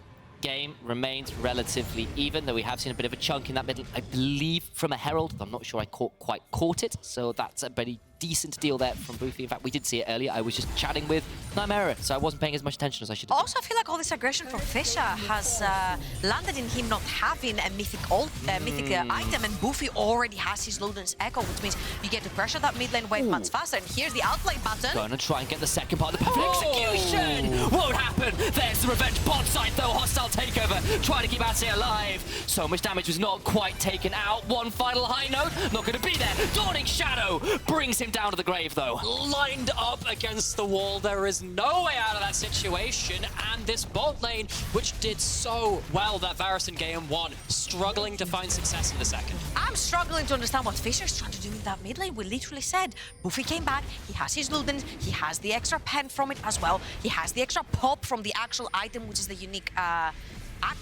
passive from it, and Fisher just went back and completed his rocket belt. Had you been back, gotten your rocket belt, and then fought the Syndra, then you had the chance of getting that 1v1 under your belt. But right now, Boofy has been camped, has been pushed under his tower, has lost so many creeps of experience and gold, manages to get that 1v1 in the mid lane. And again, that item deficit was very problematic. Yeah, Fisher's the one who starts this, and he goes in, but he's at such low HP. Gets even though the stun doesn't come through from the Scout of the Week, gets punted away out of melee range, gets pushed away. He missed R2? Huh? I think he missed R2. Yeah, it was pretty close. And you know what? Even if it hits, probably still dies. You probably still die, yeah. Before you have that before you have your item completed as well. And obviously we still have bot lane. Just after that point, Twitch and the Renata having a difficult time. Locked under turret, not able to roam across the map. A little earlier we were talking about, oh yeah, gotta keep an eye on this duo. If they get to move out of their lane, that's one way to do it. My god, so much damage, the spray, the prey, and Twitch will rat-a-tat-tat one down. Didn't quite expect it to happen, like, right as we were talking about it. Hey man, sin for hers. Charm comes through with the Encore, had to use it though to keep themselves alive, still has the Scout of the Week available, and Herald number 2 will be the prize for Gazavliti Puvnego. It's going much better in the bot lane also for CCG this time, getting the Senna together with the Seraphine, not having that melee support which gets chucked down in the lane by two casters, sorry, not casters, Reigns champions. Right, yeah. But again, Boofy right here with the Syndra. Yeah. Dead. That was a little bit rough, and we kind of see why Syndra is considered quite strong right now. You know, I would be like, hey guys, where did the Syndra get all these kills, guys? Anyone know? Guys, stop feeding my lane. Ultra down top side, no passive for the Mundo, getting good damage down, but how much can he really do? Varian. So much HP, there's the Hextech ultimate. In goes Varian with the Cyclone, and Shihan is deleted. But on the other side, the Wukong taking pretty damage. Double kill! The Dawning Shadow, it's too little, it's too late. And in a 4v2, Gazavliti Puvnego, get out! For God's sake, that's a 4 versus 2! And CCG initiated that, and they got out with nothing but 2 deaths. Yeah, he builds up the heart still and rips the beating hearts out of CCG's top side. What the heck? The funny thing about Mundo? His AD rises the more HP he has. Yep. And as much as you guess get rid what? of the passive... Power still rises your HP! Oh, wow. Does this one thing, which is super synergistic with the champion. And honestly, that ultimate buys so much time. The ultimate's already running. You're getting that regen coming through. You get some of those cooldowns back. And when you've got that ghost to give you that extra mobility, the resets to increase the duration of it, trying to shut down that Mundo, the longer the fight goes on, gets increasingly more difficult. Big fight there. Now you've got a 5-1 Wukong. A Mundo that has kind of reclaimed a bit of a lead, honestly, from the early game where he died first, but got first turret in that top side, by the by. He's doing just fine right now. My question is, Senna is not necessarily a tank killer champion, and you don't necessarily have another in your team because you usually need some sort of like an on-hit, consistent AD damage champion to take out these big, beefy tanks, and you don't have that. You've got Camille jump in the backline with burst AD, you've got Akali doing the same with AP. But yes, once you've gotten rid of Boofy and Akshit, who kills the Mundo? I think that's the issue which I'm going to be tracking personally, which is, effectively, you have a choice to kill the Mundo or kill the backline. I think if the fight happens when there's enough people in it, Well, if you choose to kill the Mundo, what happens when Syndra actually lands that stun? Actually pops the ultimate through. CCG, they're not going to have an easy time in these team fights. Maybe they actually have to start trying to approach things in a little bit less structured form, trying to catch people out before the fight happens. You don't even have a Leandri Seraphine. You've gone towards the, I forget the name of it, Radiant Virtue. Radiant Virtue. There we go again. Great in terms of more sustain. You get a massive heal off your ultimate. Wonderful start. Is this pure support? Maybe that's the answer. Just try and out-sustain, keep your carries alive longer, so maybe they can try and cut down that Mundo. Even if the damage diff is in favor of the blue team, maybe you can stay alive a little longer. 3v2 this time around, but they'll be trying to teleport into turns one around. Big, massive turnaround. Oh my god, Boofy is definitely getting some vengeance for the prior game. She had not executed a flash. W will ensure a kill regardless. Throwing down to Mark Dark. In the river, it's even more. No Baron yet, but it's not going to matter as Gazavnitsi Pufnagel come alive in the second game. They want the 1 versus 1, baby, in the river. They want the 3 versus 3 in the bot lane as well. Mind is gonna stay alive for how much longer? Because Marion! Nimbus Strike, Crushing Strike, down. That is Crushing Blow. Destruction, desolation in that fight. That was so one-sided. We were talking about, maybe you can stay alive a little longer, try and play around your It's the Wukong, man. Did you see the damage? The ults coming out by Varian at such clutch moments, waiting for Fisher to take his E back onto the Syndra, to knock him back mid-air, to not allow him to do the damage. And that's when we'll see this one more time. You see, Shihan is jumping in, but he's not really landing the hook right there. And Zagok comes into the fight and instantly disappears. Keep in mind, this is R1 coming in from Varian right here. Fisher is going to try to take his E back onto the Syndra, and Varian instantly enables R2. Yeah, and Beautiful stuff. Even though the E does go through, the extra CC afterwards means that that's the end of it. Yeah. I love how Boofy played around that Wukong as well. The spacing between the two of them really, really working so well, buying so much time, allowing them to do the damage. That was the smile of a Mundo player, by the way. He's being chilling. Flash Force of Will got that second one there so beautifully from Boofy. And now you're looking at this gold lead. You've got themselves a tier 2 in the mid lane as well. Gazavniti's Pufnago's game to lose at this point. Frankly, they are in such a good position right now with some very scary burst from multiple champions. Yeah, you do have a stopwatch on Syndra, which is going to make that job even harder. I think if you can manage to actually get on top of that Syndra, which they failed to in that last fight, let's go a little worse. This is not going to help you. Oh my god, it's going to get close. Oh my days, the heals, not quite there. A briefcase brings him down. Oh, Divine Sunder. Chilling. I got a little worried there.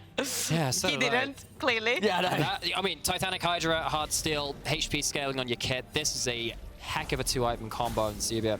We saw it in the semi-finals, seeing it here in the second game. What a champion that is. So difficult when they get ahead of the game. Onto the Baron they go. They've got the top laner down for another 13 seconds. We'll have teleport available. But Baron off vision, but Zagok is there with Flash, with Twisted Advance, and with a chance to steal. Hostile takeover over the wall, but Encore to try and turn it around. Still going to be secured, well timed by Gazavniti Pufnago. The timing right there on the Renata ult was beautiful, because Zagok was just about to get into that pit and try his 50-50 luck, but Pufni did not allow him to do that. Okay, so Boofy trying to wave clear at this point. Very important this wave clear goes through. This is their time to try and... Second R available. Boofy try to stay alive, will not. The turnaround's still going to come through as that unleashed power comes through from beyond the grave. CCG needed that play to work. That was the one play they would get before the resets came through with the Baron buff. It's only a 1-for-1. They don't get that turret. They try and make that play, but it is a swing and a miss. Yeah, they only get 1 point for that, and unfortunately a 1-for-1 just isn't good enough at this point. Zagok now in danger, has the flash, may need to burn it, has to try and get on out to safety and does so for now. But the shove can begin in earnest. They've got a wave in topside to go to, and 2 champions there ready and willing to demolish this tower in a few seconds flat. Yeah, I think right here taking the Syndra out of the picture means that your siege is not going to be as strong, and you need to commit your Mundo to play together with your Twitch or you're running the risk of getting engaged upon, but right here, taking Zagok out of the picture as well, you make it into a 3v2, take the Camille out of the picture as well. There's only 2 members to defend the base for CCG, because Camille will split pushing that bot lane, so Puff did find a way to push that top lane tier 2 tower. I will give a little bit of credit, though, to CCG, and has popped a little bit of breathing space in the fact that because of what happened, the waves weren't very well synced for that Baron push. They didn't really get to shove multiple waves at once, and it has given CCG a bit of an opportunity to stymie what could have been a much more dangerous push. Still a little bit of time left before things all fall apart, though, so they've got a bit of, they've still got something to work with. Caveat, they don't have any turrets outside of their base still. No, they don't. But I'll give them cookie points. They have 2 dragons, which means they don't need anytime soon to come out of that base and try to fight for that dragon soul. Well, let's see if Nego bring the fight to them. They can start pushing up. They still have a good third of this Baron buff remaining. They go grouping up in 2 waves.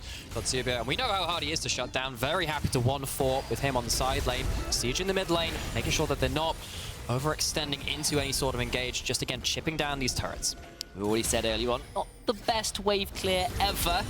I mean, they've got double melee top solo laners. Yeah, they've got the Maokai. Really, it's Senna and Seraphine who aren't the best wave clear at this point in the game either. So, not the easiest to keep this shove on. Fisher, though, looking for something of a flank, just haunting that top side of the screen. Gonna matter quite yet. Turret falls. Will CCG pull the trigger? It's the question we have to ask ourselves. But right now, they feel content to wait. Ping is coming down. Blue Trinket spots out Fisher. Fisher actually had a good angle. Does hit the E, but I don't think he really wants to commit to that. Every fight from this sort of gold disadvantage is going to be very difficult to dive into. What he talked so many times about that Wukong ult and how Varian has done such a great job of buying space for his backline as he's taking a bit of poke now, though. Senna getting some range themselves. Oh. That was a brief look at a replay there. Don't worry about that right now, as we're looking instead back towards this fight. The scout of the week. Fisher came through! And Ashe's called out. Fisher gets him. That's a big one. I don't think anymore, though. What's the Twitch doing in the middle of nowhere when the entire team is in both corners of the jungle? Flash, hostile takeover, cleansed on out. Shihan goes in, and he's going to try and get him back. Have they gone too deep? No, they haven't quite yet. It's a 2-for-2 in the 5v4. In goes the rest of the team, though. Wukong with a cyclone, and the inclement weather. It's category 5 disaster, as the Mondo will continue to go where the hell he pleases. Great Big Western Void. These infected bone swords. It's an amputation. They'll take out the Seraphine as well. And here comes the reply to Alex's question. If you take down the carries, who kills the Mundo? No one! Mundo kills everybody else, and Poof will be able to manage to bring this series back to 1-1. They do exactly that. I heard it was going to be a 3-0. Those words going to be eaten right now by the side of Candy, Klaus, Gamers, as Gazovnitsi Poof Nego even up the series. Okay, in all honesty, their coach said we might drop 1 game. Oh, that is such a but that's less. That's less of a good story. Game. That's it. That is your 1 game gone. You see, if it can happen once, it can happen again. The possibility is there. We've seen the Varus taken off the table and not do enough. Didn't do enough. Their bans might have to start considering some other things. Maybe start considering that Mundo if your top lane is not going to be able to contain it. Maybe they need to think about that Syndra in the mid lane matchup. Lots of ways this again. First pick Syndra, no less. Lots of ability here. I don't know if the Syndra was particularly my problem or the way that 1v1 interacted in the mid lane. I feel like Fisher overstepped his boundaries way too many times, being eager to take the 1v1. Yes, you do win the plain 1v1 versus the Syndra, but he took 1 too many oversteps, playing between tier 1 and tier 2 tower, diving a Syndra once he has a mythic and he doesn't, and it was a little bit scrappy, which allowed that Syndra the room to play the game, come back, get more power in her hands, and then Wukong could do whatever the heck he wanted once your mid lane is winning. Murder. That's what he wanted. As ever. Thank you very much for both my analysts there for some wonderful breakdowns. But of course, we've also got to go to just a break because we've got more games to come, and that means we are going to be back in a few minutes. See you then.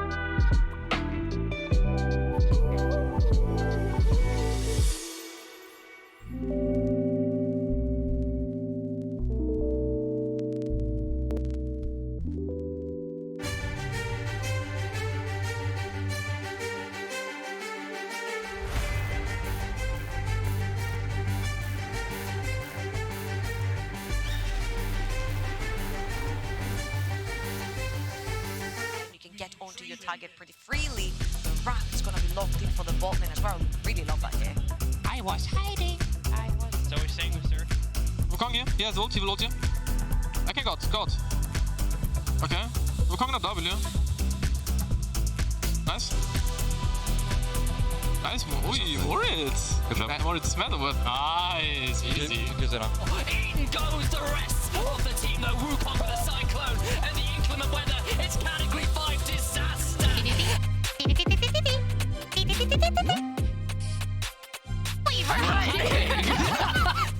We are back, everybody, including Twitch impressions after a wonderful little Twitch impression from the Really good side at of Twitch. It's great. I'm really good at doing rats. George just admitted to being a rat. I don't really know what to do with that. Favorite rats? Do you have a favorite rat? Favorite rat? Ratatouille. He's a pretty good rat. He's pretty cool. He's pretty cool. Yeah. Good chef. And we had some good food happen in this game. We ate well watching this one. Some ego checks in mid lane that went very much I don't know in what the you're talking favor about. of GP. Pescatarians, be aware, Fisher is involved. But yeah, this was a bit of a showcase of why we banned Mundo versus Zubia. He's very good at the pick. Saw it in semi-finals. Didn't see it in game 1, but in this one was untenable. Because it got to a point where we kind of realized if you kill the backline, which actually at times CCG managed to do, you don't kill the Mundo. Someone has to deal with it. They did not have the tools for it. I think I need to see more from Zagok in particular, because CCG kind of like live and die by his sword in the jungle. And if you're not going to play these very aggressive, in your face, I'm going to find you, the types of Wukong, Kindred, kind of Graves type of champions, I felt like with the Maokai, the team kind of struggled to find a footing, especially when they were starting to fall behind.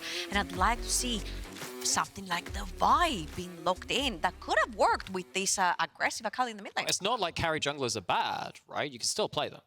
You absolutely can. And apparently, I've heard from some birdies that Graves is dead, and that made my day. For those who don't know, Georgia has a particular hatred of Graves, particularly in the jungle. Graves. But you know, one of the things that Trouble did bring up in the pre-match was like, look, Zagok last year when we were doing the semis and stuff was really a point of power, but the meta's really shifted over preseason, and can he still find that impact on the newer picks? And we were kind of wondering to see what would happen, because there are strong junglers still, but they're a bit different to what we were used to. And honestly, the last couple games, been a little hit and miss. Even the Wukong with the early lead took a while to get rolling. That Maokai, a couple cool ganks early on, but that was kind of it. Glad you mentioned the Wukong, though. I think that probably has to be higher priority. I think we've seen it being impactful on both sides of these teams now, actually. Saw how incredibly strong it was in Lay's late game fights in the last one. Wukong very much can carry a team fight at this point. All right, Twitch chat. Your turn to get involved once more. Again. Our third raffle of the day. Who's going to win the third match? Spam either !CCG or !PUF to support the team of your choice. And of course, this time, the points and prizes you are winning going up. €150 Riot Point voucher coming in for the winner of this raffle. It's open from now. It'll close when the draft finishes. So please do get spamming in chat. That's like a whole set of Ari skins. I could farm another account for that. We've already told you, Alex, you can't get involved with the raffle. Don't mind I'm just me. saying, if someone was so inclined. Just a bit. I'm surrounded by cheats. My casters can't get involved. We've got like a, what's the word? Like a professional integrity thing that we've got to like not be involved and too biased. Speaking of, we've got to get into it. wasn't in my contract. We have a change of sides, if I spy that correctly. We do. CCG on the blue side. So, last time, there was... Well, Varus is still actually going to be banned. Syndra left on the table for now. That was very important. That was very problematic too. So now you're thinking, okay, CCG, switch over to that blue side. Why would you do that? What would be your first pick if you found that so important? Honestly, for the side of Gaz, Vanity, Pufnego, both of their first picks in the first two games were really impactful. The Syndra in the second game worked really well for Boofy. The Varus in the first game was a real point of pressure in a game that was looking a bit rough early on. So you can see at least the early draft priority. We wanted pretty more good for GP. But as you said, the Wukong is first picked by Candy Klaus Gamers. Now, Varun did pick the Rek'Sai in the first game versus the Wukong. And even though in the early game, okay, he got invaded literally level 1, he got shoved out of his jungle. What if this doesn't happen to the Rek'Sai and it looked pretty good later on when he got that level 6, he had the Prowler's Claw, he was able to assassinate targets. Does he go towards the same aggressive jungle? It's going to be the Viego, which for me, Viego is sort of like the all-around whatever jungler of every patch, right? He's always going to be in there. He's not necessarily S tier plus, but once he gets rolling later on, he's unstoppable. But it is something which teams have practiced with so much, and he is one of those higher damage junglers compared to something like a Vi, which can fall off a little bit, especially if you're building a bit tankier. Like something like a Rek'Sai that falls behind. Viego always has damage options. One reset, suddenly those base damages, those ultimates coming through, carry your team fight for you. I really like the Lulu pick right here because they're like, if you want to pick Twitch, now is your time to take it away, or GP are most likely going to be looking again. It worked wonders for them, and it didn't necessarily have one of the supports that you really want to see next to Twitch. Now it has a Lulu. It can absolutely go bonkers in lane, but the duo that decimated the previous game is now locked in on the other hand side. Oh yes, Fisher gets their hands on the Syndra, a pick that really ran rampant in that second game. Decided to take it away from his opponent, try and get a little bit of vengeance for some of those 1v1s and 2v2s that didn't quite work out in the first game. Lock that in with the Nautilus, and you've got a lot of pick CC. I like that Nautilus pick in because what's one of the best picks with the Nautilus, actually one of the other good AD carries on the patch, Kai'Sa. You pick a Twitch into that Kai'Sa Nautilus, one hook lands on either of that duo, you die. I'll raise you Mona reverse. Samira. Also, I've seen this champion. I've seen this champion do some pretty disgusting things in the bot lane, okay? I'm just seeing different ways to die pretty horribly to a Nautilus. A Nautilus plus an aggressive diving ADC. We're looking for that sort of archetype based on seeing that Lulu and likely, you know, there aren't many non-squishy AD carries to put in that bot lane. Worth noting as well, that Boofy's decided that he's going to show Fisher how it's done because he's picked up the Akali. So we've got an inverse of the last matchup. And honestly, is worth keeping our eyes on that because we have seen this happen before where someone wins both sides of the matchup. It's such a big mental edge. And considering that Fisher was my MVP of game 1, to have that game 2 where Boofy was the better performing mid laner and then go into that third match and reverse that matchup, there's a great... He gets into your head, though. It's like, sadly, my Akali didn't work against his Syndra because I played too aggressively. What if he does, you know? Just going to point this out. Both AD carries you mentioned get banned away. You were both right. They both gone. They're listening in. What is this? Production, can we just turn down the... just kill the mics, yeah. Mundo banned on the other side, of course, was really problematic. Quick, in that open the champion list. What's left? Tristana, maybe, I suppose, can go in. Actually, not the worst thing ever. I mean, Akali... I don't necessarily like Tristana into Lulu because she can interrupt your jump so easily no matter which champion you land on. Just to give aggressive ADs. But I do like Tristana a lot with Nautilus in general because she's an aggressive AD carry that likes to play towards the bot side of the map. Something to keep in mind, maybe something like a Lucian also likes playing pretty aggressively towards the bot side of the map. When you've got this many AD carries banned, it's maybe worth thinking about ones which might not be Premier, but you've already got 1, 2, 3. You've got 3, 4, and then 4 AD carries banned, and then also another one picked. 5 of them off the table. It's back. CCG. Okay. What you doing? Zeri locked in. Okay. My mind is like blank right here because I'm like, you're picking this into your only counter pick support that there is in the game that can follow you through anything, point, click, CC that will land on you no matter what. Yeah. You know? Nautilus was the Zeri counter for a long time. Okay. So, Xayah, Nautilus is a lot of CC as well, but it's honestly... Xayah's normally one of those champions you want to pick when you can make use out of the Featherstorm a little bit more reliably. Which you do versus Akali. True, that's actually very fair. And there's Viego as well. I quite like Akali into Xayah because it feels like whenever you have a champion... What kind of psychopath are you? Well, because when you... This is actually something which happened... Oh, that's K'Sante locked. We'll talk about that one. But going back to this kind of list, mid lane assassin versus the Xayah, Akali gets to be patient and wait around in her shroud for Xayah to make a mistake. This was something which happened a lot when Akali was played into a lot of crown champions, where you could just pop the crown, or in this case, wait for the feathers, and then do your damage after that point. This is going to be a bit of a mind game, which mind has to be on top of. If you pop your skills too early, Akali shreds you. Yes, go on. I know what you're going to draw our eyes to. Start up. How do you play Darius into Syndra, Wukong, Xayah, Nautilus? It blows my sounds mind that GP are on the right side and they've counterpicked their AD carry and their top laner in team fights, okay?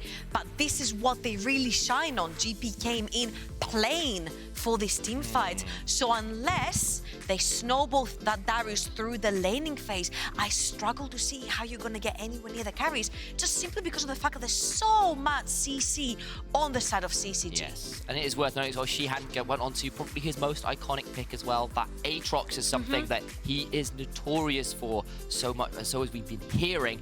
Just wait for those screens behind the players update as well. Don't worry, that is the draft from last game, not this one. Surprise! So We're don't playing get game 2 confused. again. Exactly. It was Don't too worry about that. entertaining. We must see more. Surprise! There it is. Fanatic incident all over again. There it is. That's a bit more like it. You could sort of see a little bit different, some picks, some team fight on both sides, really. But you're right, that Darius not going to have the easiest time, but maybe if you can draw out cooldowns for your other members to then make use of it, maybe that's the way you have to play it.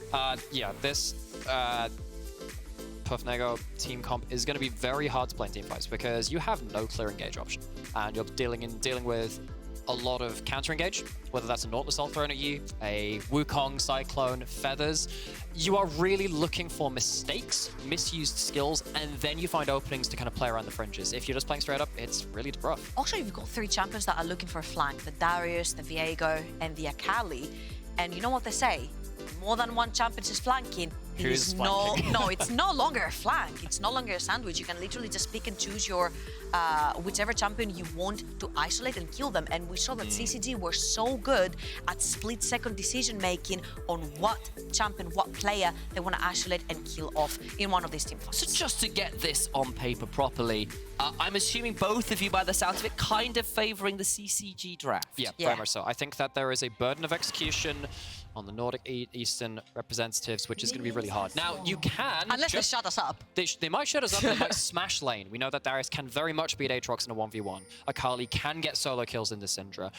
Bot lane is bot lane. Sometimes weird stuff happens, but it will have to be on that. If you go even, which we've seen in the early games, into 5v5s, expect CCG to have the edge. We'll keep our eyes on it as we're on to the Rift for our 3rd game of the day. It's 1-1. It's been 2 close early games into 2 big snowballs in the mid game through some good team fighting. Honestly, a bit of a different look here for both teams in game 3. Interesting to see how it all plays out. Also, what I really like when a jungler knows that they've clearly been spotted in vision is to start on that buff, because after that, you lose them.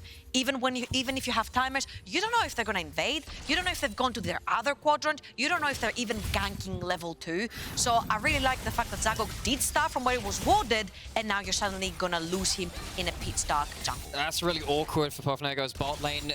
Guardian wasn't popped until late into the trade, so it wasn't like they could try and turn around some damage with the HP remaining, and it's damage onto the AD carry. When you're in a 2v2, typically, damage onto AD carry sticks a little harder than onto the supports. Only certain matchups really digress from that. Just as he was hitting that level 2, he was level 1 when he threw the anchor, and midway through that throw, he hit level 2. Zuba's thinking about this. I don't think you kill here. He was going very aggressive there. The Ghost is pop. Won't even get any summoners out in trade. Of course, Ghost not the longest cooldown ever. But mid lane, we've got a Spectral Maw and a gank in onto Fisher, who has to flash on out. Big summoners support in the bottom lane is Ache taken damn low. Doesn't burn any summoners of their own, though. Lethal tempo stacked up, continuing the trade. Don't think you want to be there. You really don't want to be there. There's the shield. First blood to mine Xayah. Very well done right here. Again, the bot lane of CCG right here, picking something that they're very comfortable with, more aggressive. Trying to take down the Aatrox top lane as well. Trying to turn this one around, flashing out from Varian. Flash forward! It's gonna be a Aatrox is the enemy! And Sheehan, we heard about his Aatrox. We heard the tales. We hadn't seen the stories, and they're being unfolded right in front of our eyes. The double kill while being dived, and that Ghost that was spotted by Juba might have just costed them that dive. Is that King or Sheehan? I can't tell the difference at this point. This champion... It's the size. eponymous to many a world champion, but here on the stage in the LEC studio, Shihan takes the NE representatives to town. Aggro taken, gets the W on targets, gets the huge amount of Q damage through, saves the Q3, the CC, the damage, the healing, even gets away from that bleed ticking down. That is a show of force. And Juba flashed to try and get the kill as Shihan flashed out of it. It was so well played. And you know, just as we were going into that topside play, I was just thinking, well, that lane diff we need to see from Puffnego, it didn't happen in bot lane. No. Maybe it happened in top lane. It didn't happen there either. mid either. They tried for the gank mid lane too. Buffy could just not get the kill onto Fish, and yes, you've blown a flash or two. Two actually, one mid, one top. But they've come out being the winners here because Fish's lane is going to slowly push, which means you're absolutely fine underneath your tower as Syndra. And Shihan is trying to crash that wave towards the top side of the map, but this is the dangerous spot. Varian is around. I was certainly thinking about it, but not going to happen for now as Varian on those Krugs. Yeah, that wave is at a really dodgy spot right here for Shihan. Yeah, he's not got level 6 for a little bit yet, so could definitely be punished. No flash either, as was stated. Needs to find a way around their vision. Yeah, that's what he's looking for, but I think that's a skull crab in the river, which will make this a little bit tricky. Thankfully, it's his skull crab. Scuttle crab. I'm a dumbass. That's his skull crab. Okay, never mind. To say anything. Level 6 away. Oh my god! He's done it! The opposite matchup, and he gets the solo topside. Shihan does have the ultimate, but I don't know whether it's going to be quite enough. The Surely not. come down, gets pulled out with an apprehend and shut down. Gasovici Puffnego strike back. That is so needed. That is so important. You give up any more kills in your lanes, things get very bad very, very quickly. You can't afford to have early game deficits spiraling out of control. They get something back at just the right time. Yeah, but look at this CS deficit on the top side of the map. You shut the Aatrox down, you take the kill, you're 20-odd CS up. Aatrox does not have teleport, cannot get back in lane, is losing experience, is losing gold, and the rest of your team is also getting kills around the map, which is Buffy right here. We said we wanted to see him on the other side of that matchup. Not only did we see him, but he gets the 1v1 kill as well. You know, we talked about, you know, Fisher being a little over-aggressive on the Akali side of that matchup. As you were saying, that wave was pushing into Syndra. The wave was pushing in towards them. You have no business being that far forward. You have no business being that far forward. And honestly, it feels like Fisher is outplaying himself a little bit and certainly leaving the door open for a player as skilled as Buffy has shown us as he is to be, to make those kind of plays on the LEC stage, on a LAN environment, make some memories for them. Ooh, and what I really like here, and I'm gonna give this as a freebie to every player that's building the likes of a rocket belt. Do not buy the components. Buy straight up a blasting wand. Yes. It's stronger and it's gonna make you spike much harder than an opponent, for example, has a lost chapter like Fisher does here. No need for that Hextech alternator right now, especially when you just need the AP for helping wave honestly, if you have money for the alternator, go for it. But if you only have money for the components, which is an amplifying dome and the HP component, just go straight up blasting one. Is so much more damage. So one of the tips that I was sort of given as when you're playing AP jungle is actually often you do want the blasting one over the alternator, even if you can afford it, because it helps with clearing the jungle faster.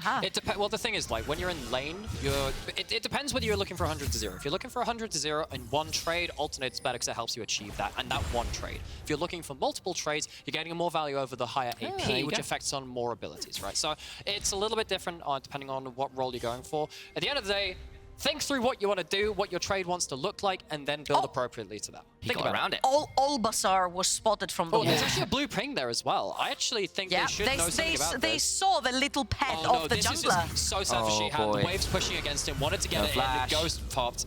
Can they get close enough? He's going to be so close. There's the Spectral Ball. Does go wide. The Infernal Chains go well, but apprehend him anyway. Looking to get some damage down.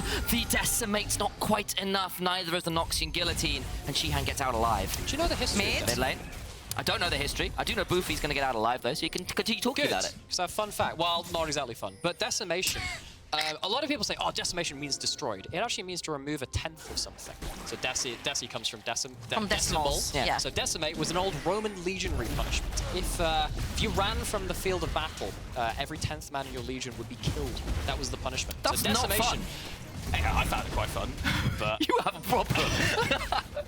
You know what? When Darius is doing You've really ruined the word for me. Because it's like absolute decimation, and it means like everyone's been So wiped. when you hear that again, it comes from Roman legionary punishments, where a 10th of the legion would be I suppose summarily it comes killed. appropriate from Noxy in general, who runs legions. Yeah. There you go. Lore appropriate. Noxus is not a good place. Varian and Greg trading out. They're actually even in levels, but that'll be the end of that. That's not a fair 1v1, I'm telling It's you not. right now. The Nautilus wins. Oh, mind. Mind. It's only a matter of time. He's out of there for now. We'll now move back out of danger for now as Variant continues this little invade, though, onto the red buff. Is on vision, however. Maybe gives Zagog the freedom and license to go into Juba, though. Ghost has flash. Be a bit dangerous. Flash, but Flash back on top of him. We'll have an apprehend to try and buy some time. A dash forward. Healing's not bad. Flash Q will ensure the kill regardless. Okay, Juba doesn't get out alive, but he does manage to burn both flashes from Shihan and Zagog. And Varian has been extremely active when it comes to ganking, especially towards the top side of the map. Will take the entire bot quadrant of Zagog's jungle as well. And yes, the kill has gone to this Aatrox though. Varian. Fish's bad place again, but good skill shots landing means that the damage lands Bot well lane, enough. what's happening, man? Fighting all over the rift right now. Apparently is what's happening as we're getting the ult popped from, I think, sorry, it is indeed on. The lightning crash comes down, but not going to find too much out of Dodge it. this. May I say, I think this Aatrox might be a problem later on. Maybe. Yeah? I feel, if you mean later on, like now. Like when he purchases his Eclipse, probably. Yes. Herald also went down as a result of that, which is a fairly big deal. We see a little bit of proxy farming already, +2 plates, so I suspect Shihan might be the recipient of that Herald, and that will be a real problem for this Darius we already had some issues with. Varian again in the mid lane. Fisher too far forward. There's no one around. Flash over the Q. Going to try and get some more out of this, though. I don't think they have the Spectral more to get the stun, though, so flash for flash. But Fisher's lane management has been a little skew-F in this game, being, again, very aggressive, trying to push up, trying to commit to these fights, has had flashes blown, has died that one time in the mid lane as well, is getting control for it, but this second time that the flash has been blown, we need to see if it is worth, because it has forced a response, has forced a flash out of that Viego, but if they return and get a second kill into that Kali, that's when it is not worth. Never mind top lane Heralds, I suspect it might be a bot lane one, because down comes Zagog. Poor Ashe is down here all by their lonesome. A teleport's coming through, but I just don't know whether it's going to be there in time. Actually survived pretty well for now. Zagog taken pretty low, and Boofy's here. That's great. They got in, they got out. This is exactly why Wukong is the champion to play in the jungle. He got in, drew the TP, got straight back out. Nothing happened. Xian, though, is getting hit again by 2 members, has the ult. Spectral Maul goes through. Q1 misses, but Q2 lands. Ghost pop. Juba pretty low, but can heal up if he gets the opportunity. If he gets his Q back. Looks to try and hit it. Gets stunned up, knocked down. Trying to hit back up. Oh my god, he gets a 1-for-1. That was so close margins. No.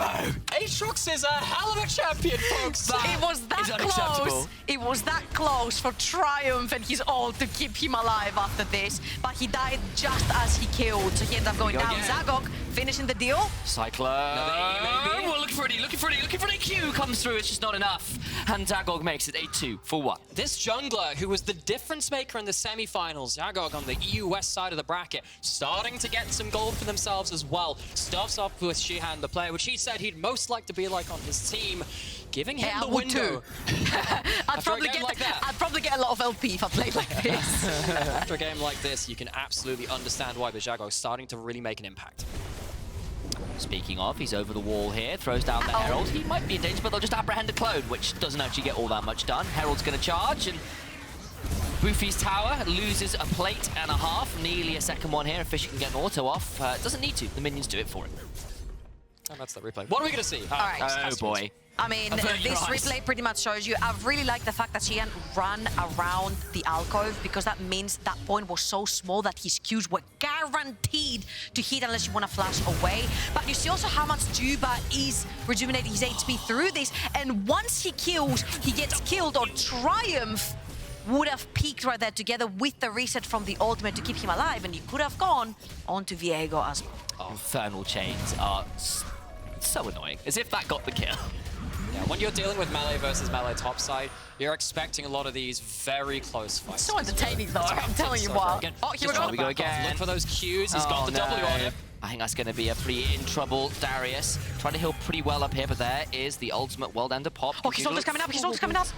His ult just came up. Fisher in the mid lane taking some damage, looking to try and get that tower as he was. Is going to be punished for it. Perfect execution is going to allow a kill to come through for Boofy. Down in CS, but up in the kills. Okay, I didn't just kiss the microphone, I just did a chef's kiss. Okay, oh, microphone, I love you so much. Oh, I love you so much. Yeah, that was so well played by Boofy right there. And honestly, he's got both sides of the matchup so far. Both the Syndra and the Akali. You've got to stop doing that. That's a cast curse out of half. Backstab. Shackle gets the kill. And now Varian in danger. Cyclone Part 2 comes through, but they're going to try and start turning this one around. As Varian goes over the wall, it's just not going to be enough. A double kill for Shagog. 3-0-1. That was a support backstab right there, if I've ever seen one. Oh. Ashe going to take a lot of damage. Mind looking for the Featherstorm. Doesn't really get it to work that well. They got bored. It's okay. I mean, they got bored, right? Everyone else on top side, AD carries. Let's have ourselves a fight, leading to nothing but ultimates and a flash blown in that bot side.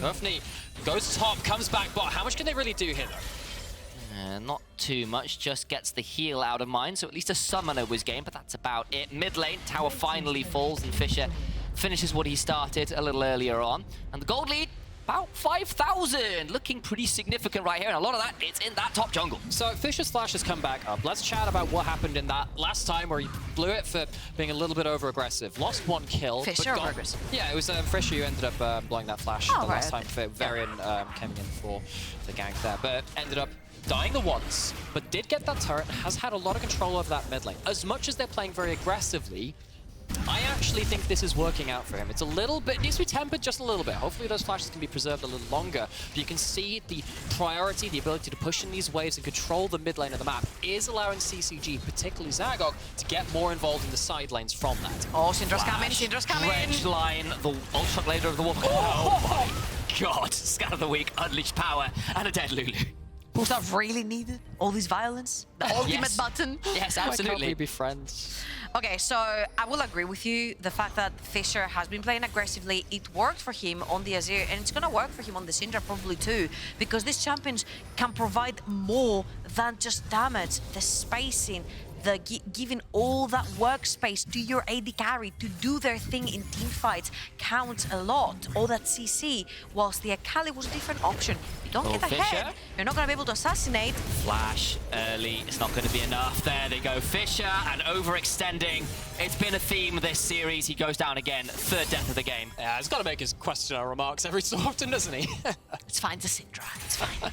Syndra, We scale, boys. Well, and again, Fisher alloweth something to be taken somewhere else on the map, which is going to be the bot lane turret. Can't be everywhere on the map. If you're there killing him in mid, can't be there to defend the bot lane. He must be bored out of his mind. Boo! Boo that woman! Oh, come on, I tried, man. Yes. All right, all jokes aside, you're playing Azaya and no one has come down in the bot lane to kill you, you're being chilling. Yes. He's got 152 CS, he's about 40 CS up to his opposition. He has his Gale Force already, whilst the Zeri on the other side doesn't even have a mythic. They've got 2 towers that bot lane, but now they have 4 members. Here they go. Boofy has not got the ultimate. That's two a big TPs deal. ready. Teleports are available. There's one. Second one not channeled yet. The turnaround is pretty phenomenal. Poof has to throw down that wild growth, but it's just more for the grinder. He's taken out by Zagog, and immediately the turnaround is pretty extreme. Boofy will try and clear out the wave, and we'll start to see some resets coming through. It is double teleport. Darius is left alone on turret. Now you can see that CCG. Yeah, they're happy with taking that fight, controlling the bot side of the map, but now they're being held in place. Darius is going to get a full turret for this. It is an objective bounty. Of course, actually only 17 minutes in. Yeah. This is the largest lead we've seen in the early game out of the 3 games we have seen so far. So Nego at least getting something back from that situation. I think that's relatively a trade up. And I like how Juba is pressing instantly his B button right here because 28 seconds for the next. Dragon and Puff really need to contest that one. It will be Dragon's sole point for the side of CCG. And if they weren't strong enough yet, you can tell that with the Chem Dragon, it's gonna come in as a big spike if they manage to get that. By the way, we actually haven't had a chance to talk about this. I love the new Chemtech Rift. It's like if everyone took every plant on the Rift, they just kind of watered it with energy drink. It's just like, yeah, this one blast clone is going to send you into another lane. Of course, the vision plants give you, and they spawn a little more often, and they're much more valuable as well. You can see that there gives you a little circle around it. Gives you a bit more ability to scout out your opposition, but they haven't got full eyes on CCG do Puffnego just yet. I just can't wait until I'm Nico and I can actually turn into one of these blast cones. that rework looks scary as hell as fighting for vision and control over this blue side quadrant. Watch this blast cone. Surely, come on, do it, do it. Boom. Let's go. Miles away. Greg gets the drag sign afterwards. Turnaround begins to come through, but it's just too little. It's just too late. Varian is dead to right. Ashe sure to follow afterwards. 2 kills down, and with the jungler dead as well, that's an easy mountain. Chemtech Dragon, I apologize. The thing in the top left corner. It was all the blast cone all along. It was all the blast cone, baby. But again, you see, Poof lose 2 members, 2 of their carries as well. They're gonna drop the Rift Herald in the mid lane. You've got pressure with Fisher's Syndra. You've got 2 more members there. You only need the jungler onto the Dragon. It's gonna be Dragon Soul Point. It's gonna be that mid lane tier 2. This is this wonderful thing. We can analyze this. I love this so much. I'm used to this take. I can tell. But you can see actually, like, on a slightly more serious note, how you just wait until Riot that's trampolines into someone's Rift, and then it's gonna be a blast day for you. But like, you can see how quickly that can take you off guard, because suddenly that's not just like a quarter of a screen or whatever. That's a full half screen, more than that, flying over walls. And we were just talking about how just before that, Puffnego struggled to get full vision on CCG. They start flying out of fog of war at you, makes that even worse. Get a lot of value out of that, indeed. Baron about to spawn, Soul Point for CCG, a healthy 6,500 gold lead as well. An Aatrox you don't want to look at, Wukong similarly very, very strong. And you begin to feel with some of the issues we had with the Gazavniti Puffnego draft, they're in a pretty dire You know what position. they say, if you don't see it, it doesn't exist. It's fine. Yeah. If they don't put their camera, don't think about it. If you don't put their camera where Aatrox is and whichever lane Aatrox is, he just doesn't exist. Zagok, though, found himself a juicy Akali. There's R1, not have to use the R2 quite yet. Mind is there as well, needs to find a way on out of here. Lets the Cyclone Part 2 go down, can't escape though. And now Greg's here, throws down the R to try and buy some time, but the death charge doesn't work. Hold him in position as the unstoppable force does not quite allow the kill to come through on the Varian alongside that unleashed power. Okay, we might not see him, but now we need to see him because there's 2 lanes pressuring. He's in the bot lane building a wave. So much damage. Q2 not gonna quite come on through. The apprehend back under tower, not enough. Decimate brings Juba back to a semblance of decent HP. But all the time, this tower now ripe for the taking for CCG. You know, you were talking about how, like, if you don't, you know, I pretend I do not see it. Yeah, you need to see him right now. Yeah. You didn't see it right He's now, on but, an inhibitor tower. Fun fact, you know, turtles are adorable, and I love them, but they're also My not the most dog was terrified of turtles. Well, turtles are also not very clever, so if they feel like they're in danger, they'll literally just stick their head into a coral reef, and because they can't see anything, they think they're safe. It's like, I pretend I do not see it. Ostriches as Buried well. head in the sand, They dip their head into the sand. Okay, but ostriches are also terrifying. Have you seen But they're also terrified of everything. Really? So they stick their head, in the sand. Yes, they stick their head in the sand to not see. If you don't see it, it doesn't exist. All I'm saying is Australia lost a number of wars to emus, so... Those are like big birds are pretty scary where they want to be. Yeah. The emu wars are a legitimate thing. Oh no. Oh Instead, we're going to see a bit of a fight. Varian taking so low. War certainly doesn't change. Fights the jungle don't either, as Zagog is continuing to be an absolute menace. And the biggest problem that Poof is running into, especially with this composition where they don't have engage, disengage, they don't have tanks, is who face checks your jungle once you've lost control of it. Because Varian and Juba is technically the 2 strongest, more beefy members of the team. And you saw that Varian absolutely disappeared from the face of the earth. So when you don't have these engaged champions that are usually much beefier than the others, you're running into the problem of you lose control, you're going to keep losing control. All right, CCG putting on a real masterclass of their early game potential, which we hadn't seen as much of in the first 2 games, been much more even. Taking the Baron now. They're going to reset, they're going to go into multiple lanes, start pushing in, control the areas of the map of that they want, just like they did around the Baron, and then they're looking to secure themselves a soul point. As we see in this one, Oh, you poor thing. Oof. You thought you found a champion. Yeah, that's never the case. But you don't actually have the luxury, I suppose, of trying to assume otherwise. Just as like, see, but look, this looks bad, right? But you don't have other options. Greg, I saw what you tried to do there. I saw that. I respect it. I respect it too, actually. Yeah, you would do it exactly the same. I know it's true. I would flash you, but you didn't have it. It's like 10k gold advantage. I need some of that. Got the Hex Flash charging up over the wall. He's being in position to do so. Not spotted. Ooh, just dodged yet it. on that one. Just syncing up the waves here a little bit as the Baron shove continues. Varian on a potential flank, but feels like a last gasp at this point for guys of Nisi Nego. They got one fight remaining to maybe find something, because otherwise this game is done. Pushing into multiple lanes, challenging with Nego to come into them. They make the decision for them. Cyclone comes down, Boofy taken so damn low, trying to make something, anything happen, but Greg and his AD carry in mind will start the fight, and they're likely going to end it with a little help from Vish, who gets a double, make it a triple, and make it a Game 3 win for CCG. They'll be going 2-1 in this series. Tale of early game dominant CCG. They wake up in this third game. They take the Syndra away from their opponents, and they crush across the lanes, crush across the map. It was... I respect the little BM right there with the Aatrox. Yes. A little bit. A little bit. Just You see, a I little think bit. you said respect too much. Just a little bit. A little bit. And of course, the VM kind of came through pretty early on into that game in some ways, because in the 1v2 things started going wrong pretty early on there. And that's a huge thing to track, actually, because remember we came out of draft, we were saying, gonna be a bit difficult in those team fights for Fnago. That's gonna be a bit awkward to engage. They need to get laning advantages. Well, they didn't get those laning advantages. In fact, they got double killed in that top side by Aatrox. They were killed in that bot lane and controlled the entire game through that side of Nautilus. And the team fights were even worse as a result. They never got a look in at that game. I just don't feel like there's been a jungler that's been picked that did well into the Wukong. Other than that Rek'Sai, where she was pretty scary later on once the Prowler's Claw came through, and Varian, of course, plays the Rek'Sai. Other than that, I didn't see anything scary, and yet we have to see the likes, again, I'm going to say it over and over again, of something like a Vi that can guarantee you a kill level 6. Sejuani is still anything that can pretty much match that Wukong when it comes to ganking power. Wukong is a first pick, and Wukong in this series in general has been series-defining so far. 3 games, 3 wins. And we are going to go to a quick break, and we'll see whether there's a 4th win for Wukong after that, hey?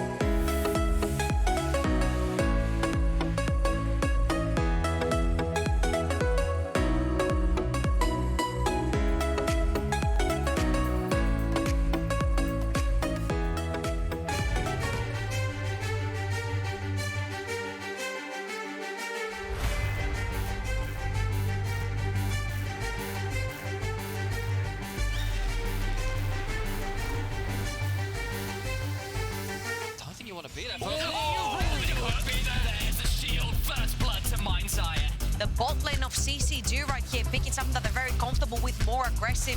Trying to take down the Aatrox top lane as well. Trying to turn this one around, flashing out from Varian. Flash forward! Aatrox is the enemy! Ending with a little help from Bish, who gets a double, make it a triple, and make it a game 3 win for CCG. They'll be going 2-1 in this series. Well, we finally saw a little bit of the style that CCG were bringing to the semi-finals, namely absolute domination in the early game. Filth. That top lane claim, filth. Not acceptable. I'm really glad we had a game like that at least, which was just a lot of eye candy. Just something to just look at and go, particularly for these players. Not all of them have played in LAN environment before, playing the LEC stage for the first time. Maybe they'll do so again in the future, who knows? But to have these kind of moments where you have these huge plays and you go, that is something to take back with me. Huge stuff indeed. And, you know, they are onto the LAN. There is a lot on the line here, and the fact that they've got the potential to win a screen that is probably the size of most people's door, a 48-inch monstrosity for the winners. Hardly a small one for the second place for a team either. Yes, production. Monstrous stuff. Let's watch this one more time. Yeah, like, no. Yeah, baby. Take it away. Make it stop. It's like the Lion, the Witch, and the 48-inch screen. The double kill in top lane. Would you like to see this on a 48K gaming screen? Hell yes, I would. I'm watching it on the big screen in the studio right now. That's probably similar size. Look, I am very easily entertained, and that plant gaming, it just tickles me so much. I'm just like, big blast. Okay. Georgia, do you want to give me something a little bit more actionable as analysis? Yeah, sure. So I think with Puff, what they're doing right here is something that I do commend general coaches and players of doing, is they go towards their comfort. When you've lost games, when you're 2-1 down, you usually do want to go towards your comfort zone when it comes to champions. And it did look like mid lane looked pretty good. On the Akali, we saw that Darius at the top side of the map did pretty well too. I'm just wondering right here, is it a Wukong gaming scenario that's literally blocking both of these teams from taking games? Because so far, he has a 100% win rate no matter which team has picked him. And I would like to see if Puff do go away from the Wukong again, I'd like to see a little bit more cohesion when it comes to team fighting and the compositions. Because that was like, unless they completely and utterly 150% out-handed their opponents, it was really difficult to play this draft. Yeah, you had to win lane, and that got increasingly more difficult as mistakes were made. I think we might be down to... You just did 2 memes in one sentence. Maybe I could do more. Stop. Yeah. In fact, I'm going to make you stop, because I'm going to talk about a raffle instead. It's time, Twitch chat, we'll get back to figure out whether we're going to game 5 or whether this will be a victory for CCG. And that means you need to spam !CCG or !PUF in chat for the chance to win a €25 Riot Point voucher. Just got to get the guess right. Raffle's open. It'll close when the draft is finished. I wonder whether we're going to get into a little bit of a MSI final situation. They just got to play the blue side more kind of situation, because it might end up being Wukong first pick wins you the game. We will see what ends up with that. Of course, there's a lot more variables to do with that too. I think on the red side, either way, on the red side, I think Puffnego had a lot of issues in that last game. As we saw, they had a lot of very difficult champions to operate later into the game, and they couldn't quite make it work in the early. We do see Puffnego going over onto that blue side. Wukong must be first pick or ban. Yeah. And, you know, there are a lot of other junglers in the current patches and meta that have been exceptionally strong if you really feel the need to flex it up. I think things like the UItraGear, the Zac, even the Evelynn have been very, very strong in solo queue according to a lot of the high-end junglers in the ladder. Okay, let me tell you what, the Evelynn is kind of fake news because only OTPs play it. Yeah, true. But if you are an OTP, you're doing real well at it. You'll see that actually Master Yi also does pretty well when it comes to percentages. If you're very good at the champion, yeah, very true. But no, particularly things like the UItraGear and the Zac have been a little bit nutmerish. Yeah. Been very, very strong. One pick that's been conspicuously missing is something like Silas as well, if you want to play a lot of these kind of higher variation mids when you're skirmishing a lot in the jungle early. as well, we've been seeing him. True, yeah. Mid lane and in jungle, it is a flex pick between the two of them. Now, I understand that blind pick Silas is probably not as safe as it was with the existence of stuff like Kassadin coming back into the meta with Roar and Seraphs. When you have Syndra, which can kind of bully him around too. There are lots of ways that can work. Syndra open, Varus open, lane pressure in mid and bot is your choice, unless you have something else. Of course, you're going to have to give up at least one of those picks. There it is. They're choosing to take the Varus first. It was extraordinary for Ashe in that first game. Really got some leads going with it. And of course, does mean the Syndra's up for Candy Class gamers should they wish to pick it. But of course, I feel like Boofy honestly played pretty well into that matchup with the Akali early on, and managed to, with the assistance of his jungler, get some flashes, get some kills. So maybe they feel happy to take that matchup again. There is that Syndra. Also, reminder here, I feel like what has been really not on the great side of GP is the fact that their compositions do not surround the AD carry. The AD carry feels more like complementary to whatever else is being picked. I would like a composition here from GP that says, yes, take that Varus, carry. We'll pick frontline for you, we'll pick spacing champions for you, we'll pick a support for you, everything for that Varus, because that one time that it happened, when he was playing the Twitch, he absolutely decimated the game. And we know the meaning of the word now. Crazy. Thanks for that history lesson. Okay, he annihilated. There you go. Nautilus locked in.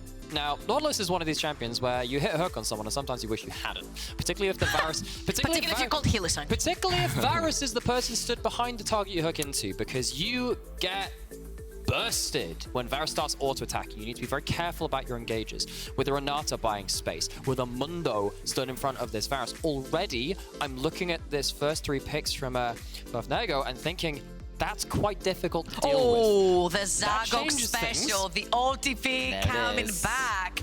I'm liking the Kindred right here because it's some other flavor other than the Wukong that we're seeing. And yeah, as you rightly point as well, it's a consistent AD damage that you can also have to kill the likes of a Moondor. If you've got a second AD carry as well, it does make it a little easier. What about a second AD carry? Yeah, exactly. What about a second Maybe one? it might be the only AD carry. Maybe. We've seen some double mage bot lanes already, or the likes of the Senna Seraphine, which isn't quite there, but you know what I mean. But, you know, on the other side, it is the Varus, it is the Mundo that performed so well for Nego. You've got that very famous Kindred for Jago. You've got the Syndra again, which has been very strong this series as well. So, with that in mind, what do you need to see to round out these rosters for a victory? And Nightmare, take Nego. What do you want to see from that? Well, I think you're looking to have something which, again, can buy Varus a little bit of space. Something like an Orianna might not go amiss, might not be too bad. Of course, you can go to... Something like an Azir to throw people out of the Kindred ult? See, I would love that, but then Azir into Syndra can be a bit spooky. That's the one thing which I'd say about that. I think you have to be confident going into that match. Even Boofy actually has been gaining confidence throughout the day. Can very much help with that, but I don't know if you want to give Fisher the ability to do that. And actually, on the other side, that's what I was going to go over to. Yeah, and what about Candy Class gamers? Last time we saw the Nautilus picked early, and then the Samira and the Nautilus picked away. Samira and the Kai'Sa picked away. They're not going towards it. Is that support Ash, or is that AD carry Ash? Oh, that's AD carry Ash, because that's a Nautilus. Yeah, you're absolutely right. I was thinking, yeah, like, instead of Ash, Sam, what did we say about doing the analysis yourself? This is why I am a play-by-play and not an analyst, because apparently I can't read. Even before they give you the switcheroo, we'll go back a few seasons and Nautilus is played top lane with double ring. Well, we were making that joke about, 47 tower shots, not 46 or whatever earlier. That was the Haunts Nautilus top from season 5, season 6. Love that pick from Varian. I love Mr. Javan the 4th year because I look at everything and the only thing that can get out of this freaking cataclysm is the Kindred. No one else can. Chaos Storm in a teacup. Throw down that cup courtesy of a Cataclysm of Jarvan and fill it with the, I was going to say the Victor, but they've actually locked in the Azir, so never mind. Just pick something that can dash out, man. I've been lied to. Are going to see the Azir locked in. And it was a matchup which, of course, you pointed out a little earlier. Maybe you can start getting that range, push into the Syndra a little bit, but it's dangerous. You can get punished in that matchup, particularly when you're getting stunned into something like a Kindred, adding on an awful lot of extra damage. Mid-jungle 2v2, very interactive between these two. Still waiting on the top lane lock-in. The set is in. The boss looking to make a name for himself in that top side. Can brawl with the Mundo. And of course, if you can knock off that CC immunity, you can throw an insane amount of HP into the enemy team, which does a lot of damage with that. Exactly. What I want to say is that Set's ultimate scales with the more HP the target he's suplexing into the backline has. And Mundo, with Heartsteel, is going to be scaling on that HP department as well. Now, what I really do like here is if you look at GP, it's spacing upon spacing upon spacing. Azir might suffer in lane. Doesn't matter. You're playing for that Varus because the mistake on the first drop on the other Varus is that they didn't necessarily really play for him. Now you've got a Cataclysm, you've got the Azir, and you've got your beefy tank in the front line. And even if you're just about to die, you get more time with the Renata shield as well that can bring you back to life. So all hands on deck to keep that Varus alive.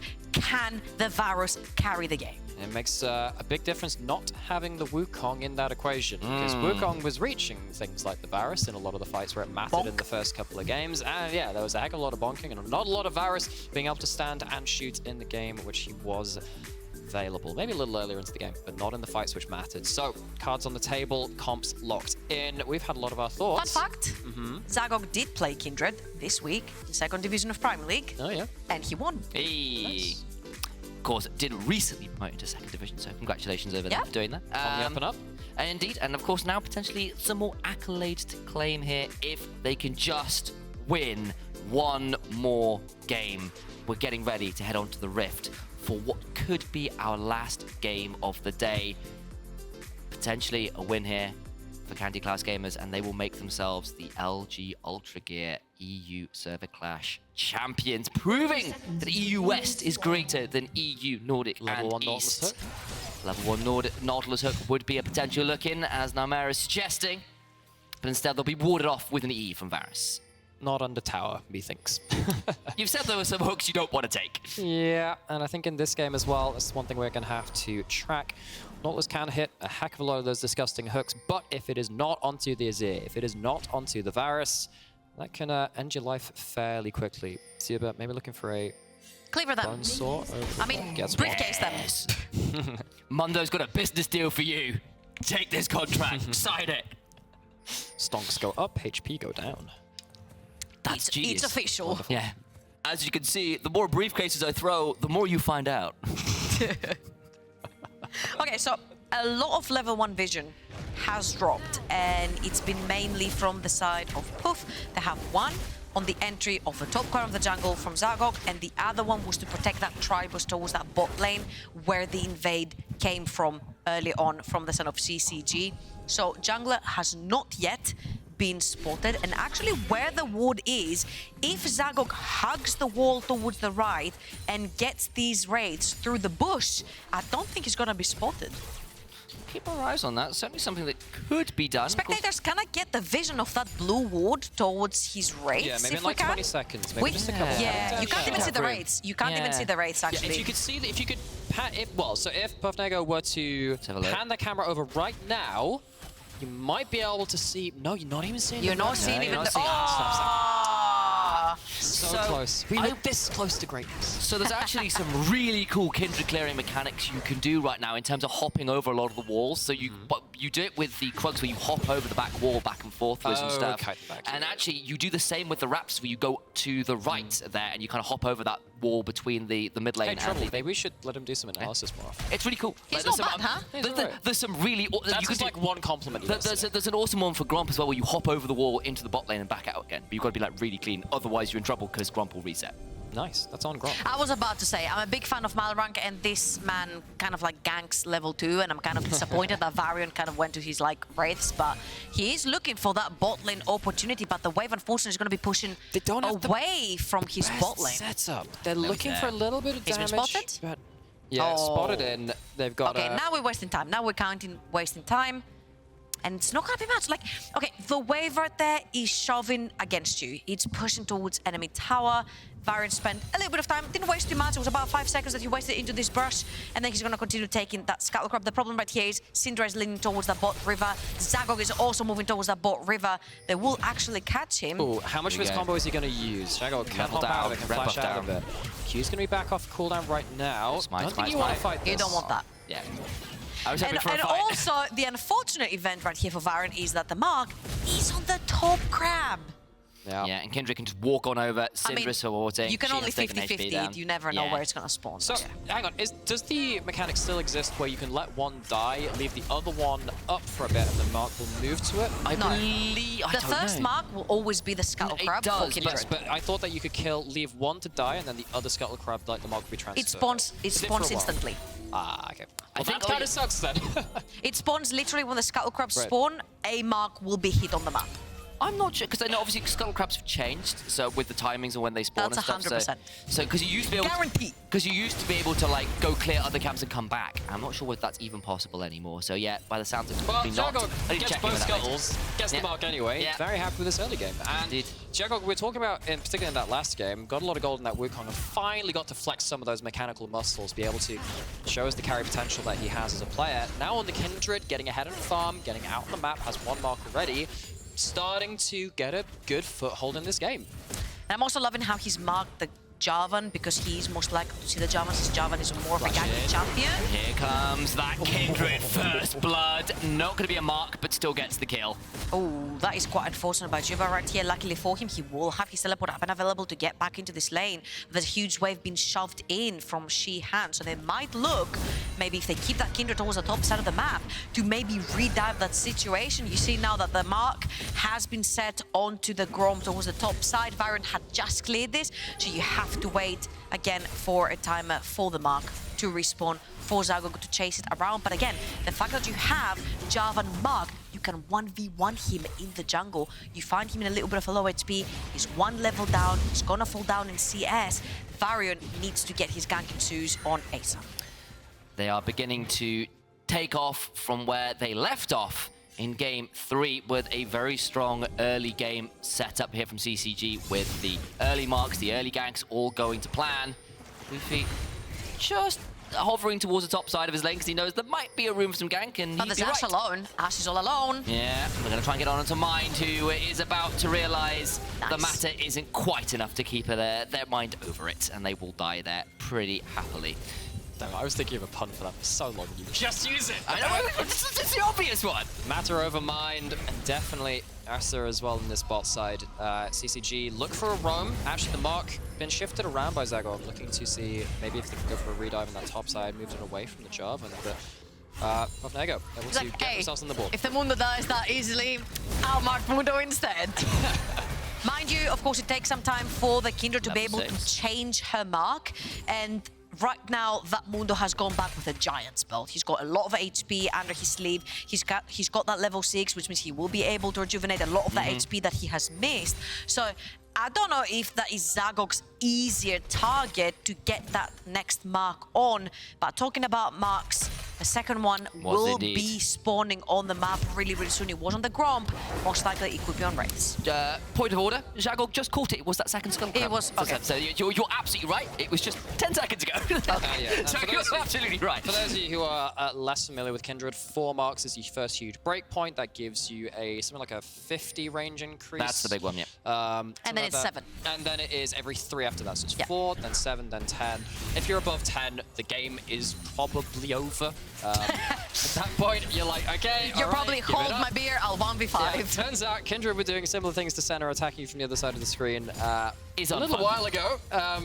And in this game, Zagog getting the ability to outrange something like the Mundo and just continually shred them down. Very dangerous prospect for Pofnego. Now, the more interesting thing, since we've opened the wiki, is that the more marks you get, the more difficult it becomes on the map to get a mark. It goes deeper and deeper into your enemy's jungle, and then it becomes either the Dragon or the Baron, which is a neutral objective that you generally need your team with you if it's going to be contested, of course. And of course, for a little while in preseason, Kindred was having a really unhappy time because they made counter jungling a lot trickier. Yeah. I was like, please, I just want to get my marks, and the enemy jungle camp is like beating your face in. Then Kindred saw stuff like Cassante and Mundo and was like, I can have a bit of that, actually. That's not so bad. Instead of like a Camille or an Aurelia just 100-0ing you. And of course they still exist, but just the ability to go through those tanks does give them an ability to play with things. Hawkshot spots out Jarvan.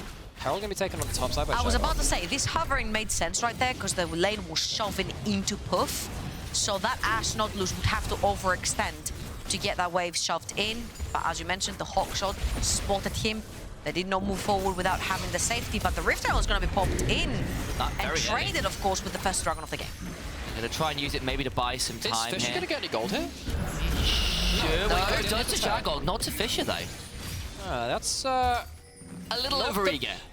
And right now as well, Herald doesn't take 2 plates, it takes 1 and a bit. So it's one plate going over. I don't know about this one, guys. This one's going to get a little bit spicy pretty quickly as Archer does come on up. And Greg, thinking about it, and trying to crystalline arrow into the dredge line, and the CC chain is not quite enough because of bailout. down, keeps Varian alive. Mind looking for another one, can't quite get it. The Kindred ult makes sure that Lamb's Respite will keep everyone alive, but now the massive Syndra stun will allow Jagog to get Poof! Now continue to try and place one out. Mind autoing his way through. The Rangers focusing on work. Flash away from the queue. Boofing, trading out, does manage to go down, but surely Fisher cleans it up. It's a mess, honestly, in this bot side river. What a chaotic fight towards that bot side of the map, and it's not even over because What is going on? Shihan can't teleport, can't get here. The briefcase goes wild, but Juba is going to start throwing more and more briefcases, and this business takeover You get the contract, then you get the contract, then you get a contract. You know what? Maybe I would call that a decimation, trying to run from the field of battle, but cut down for Did the a 10th die? temerity. That wasn't for a it. 10th. That was a little bit more than a 10th. Yeah. A bit of a hearty decimation in that one. But Jagog gets I'll out hold with you the mark. accountable to your own knowledge. A centimation, like everybody? Oh my god. I don't know. Either way, the river runs red. This was a heck of a messy fight. You can see that the burst tried to go down onto Jarvan. Look at the Varus!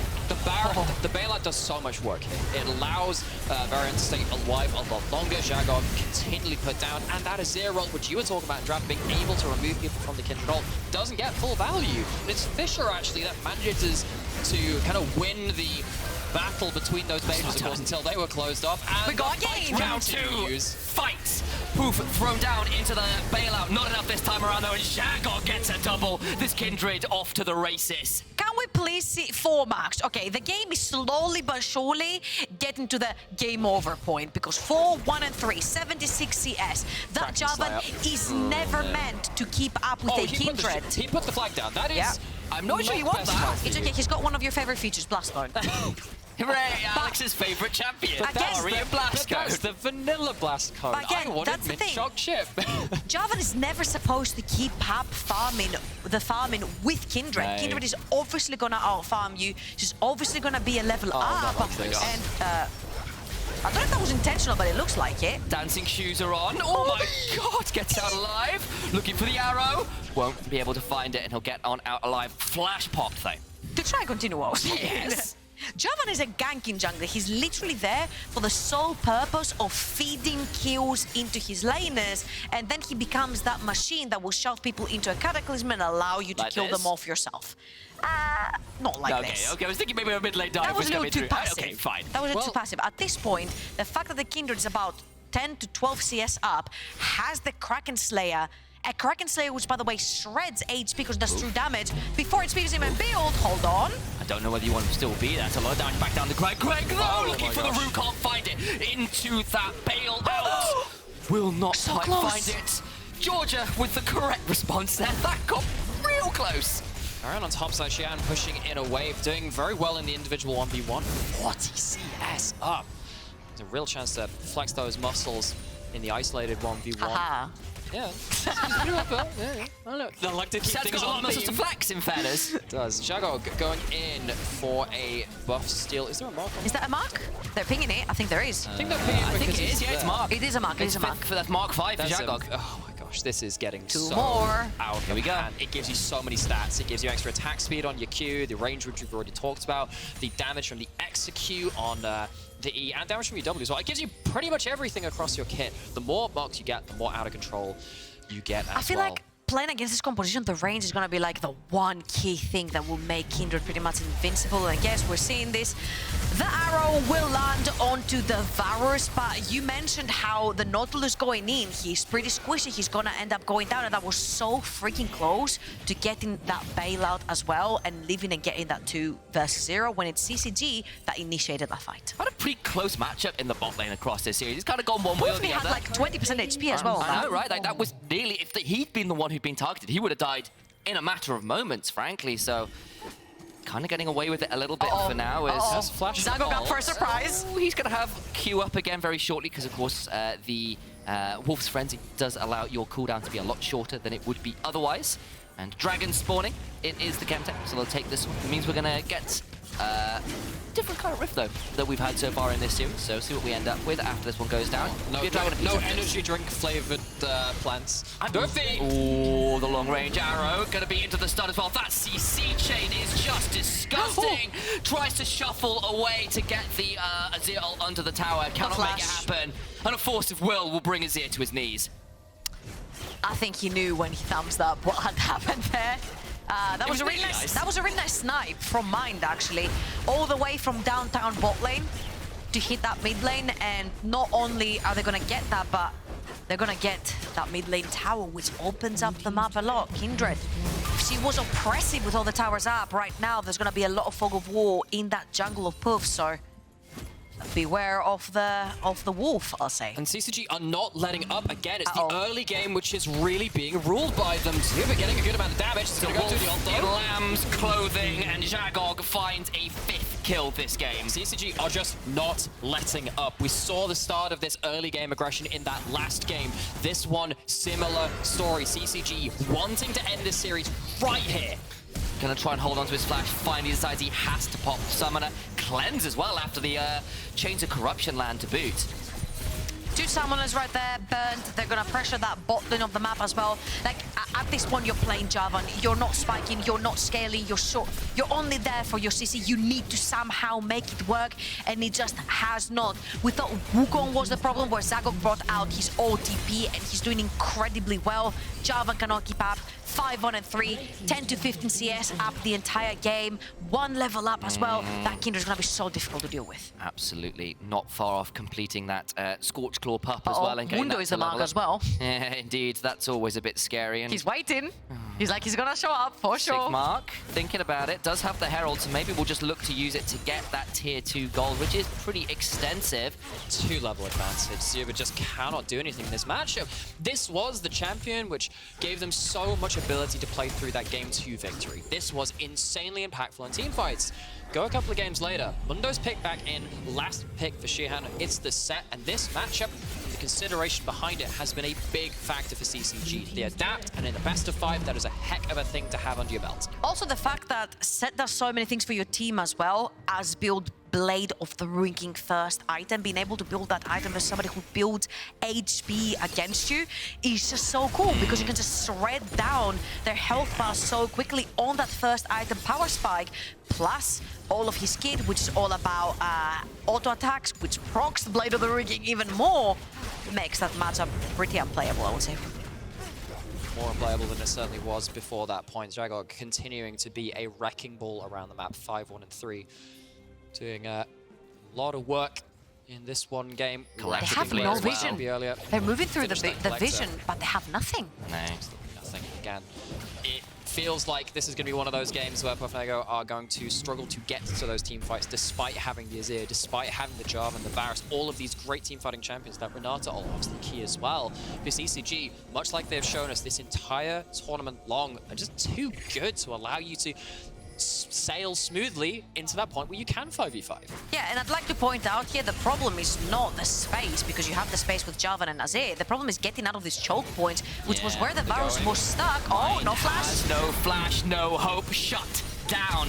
That says Varus secures that one. Flash out from Varian, and here comes Shihan looking for the flag. Will be spotted out shortly thanks to the blue trinket. Going to get away with the flag. The drag flash, maybe not going to happen as a handshake. Will keep set at bay. Okay, fair play. That's a good pick to get. You could see that there was the Kindred ult. I think CCG were wondering whether they wanted to commit that, and I think they were looking for a longer fight, which they weren't allowed to have. So, good play from the NE representatives to give themselves something of a small victory in this game, but they're still losing around these choke points. A lot of damage. Flash forward from Poof, trying to get that hostile taker into the shuffle. Will allow another kill to come the way of Varus. The cleavers start flying. Shagog goes down. Tuba about to get some more. Who cares? The Mundo is losing a lane. He's not losing in team fights.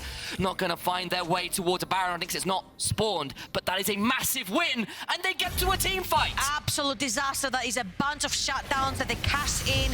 They want to dive the Mundo, but they will not, because Shihan, sorry, not the Mundo, the Nautilus, because Shihan TP'd back onto his tower, but this was a massive throw from the side of CCG. So much gold going over to Puff, and I want to remind, there's a bunch of scaling. The Varus, the Azir, the Mundo, they all scale. Again here, I want to remind, there is no TP on that Mundo in the top lane, so they're looking for the quick pick and then backing off. And you can see that there is actually the Kindred ult available here. You think that CCG are looking for the extended fight, and you can see the way they position. They probably are, but so many miscommunications, some individual misplays, means that shutdowns go over, that you get a lot of gold going into the hands of Buffnego. Particularly look at Shagog at the end of this.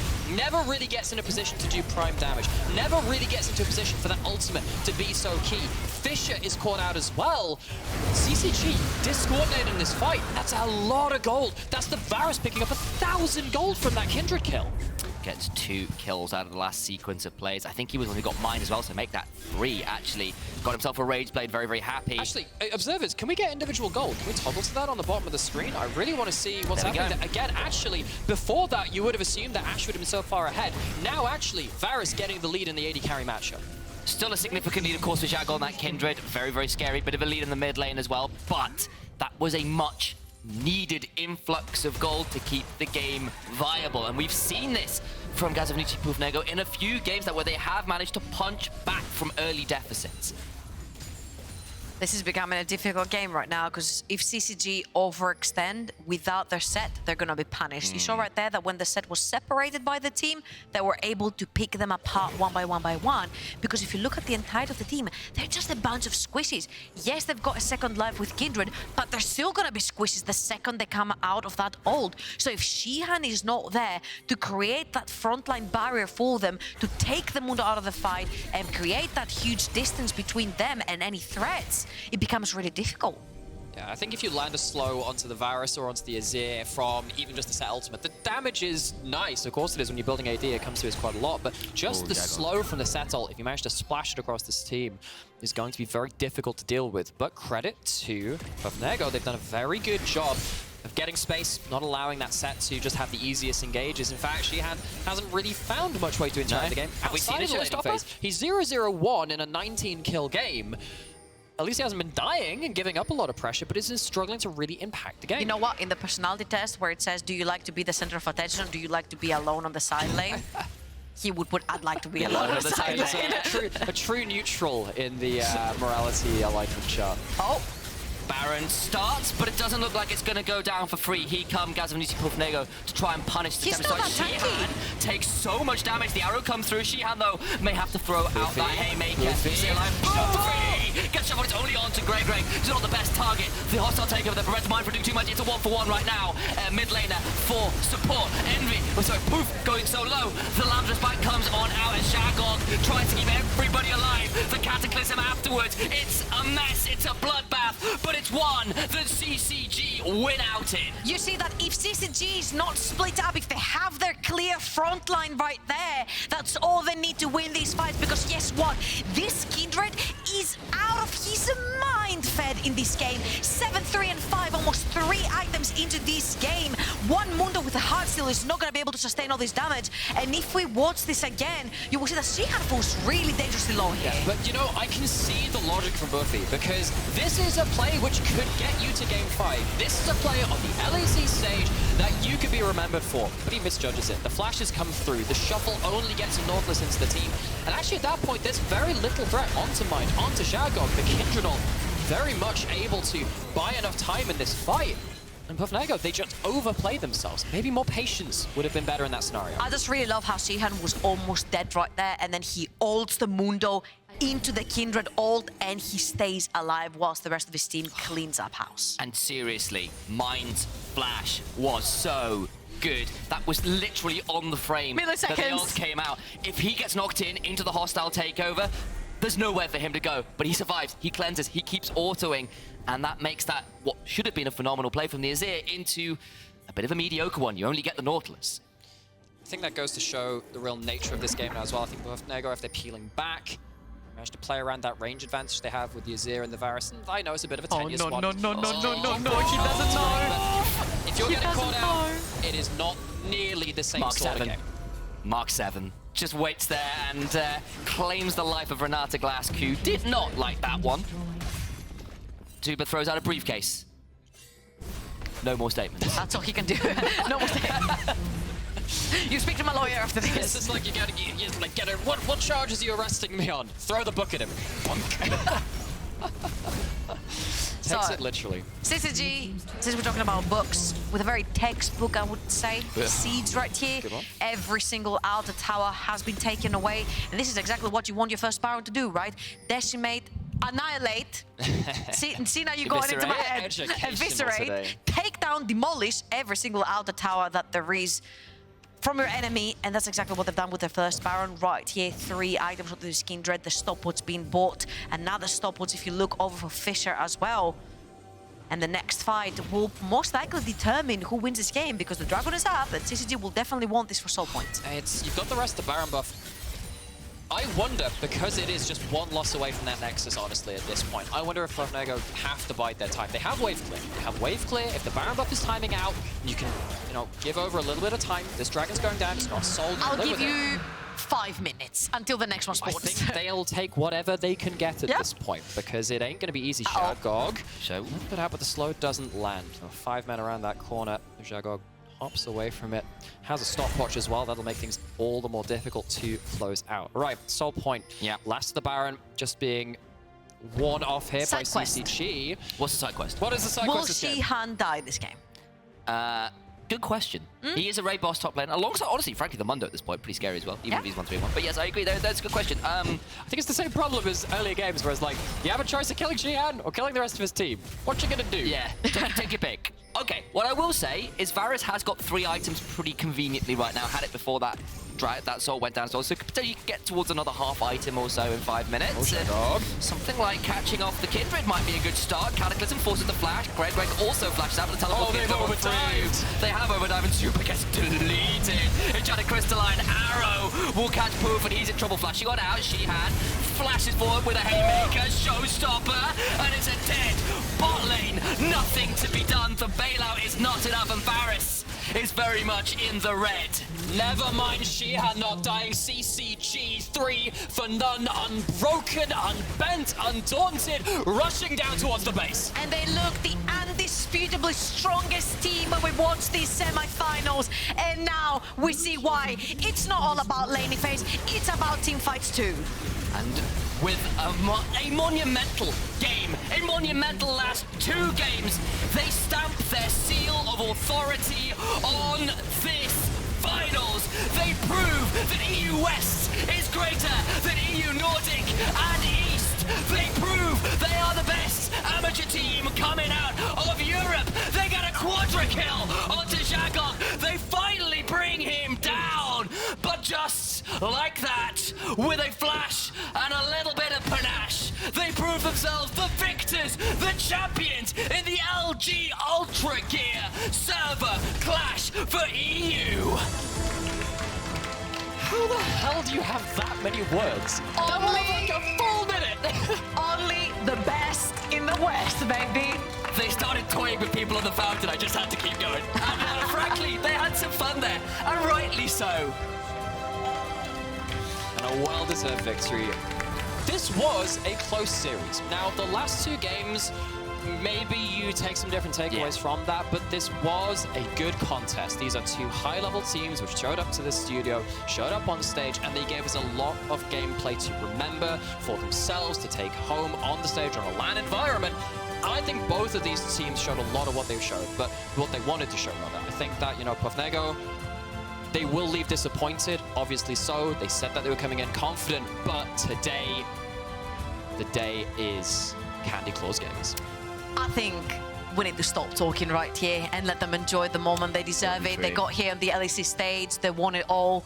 So many teams, so many best of, so many games. It's all theirs. Fantastic series. I hope you enjoyed it all at home. I hope you did well in predicting for your raffles as well. But that does mean that it is time to celebrate with the victors. That means on stage we have Crafty for the trophy lift. Take it away, mate. Thank you so much, guys. I'm joined by Ryan, so product director at LG Electronics, and Frank Sander, ITBU marketing head at LG Electronics as well. It's a pleasure to have you with us right now. You two will have the honor of handing over the trophy and prizes respectively. So without further ado, I would like to congratulate our LG UltraGear EU Server Clash champion, Candy Claus Gamers. This is your moment. It's time for you to claim your rewards.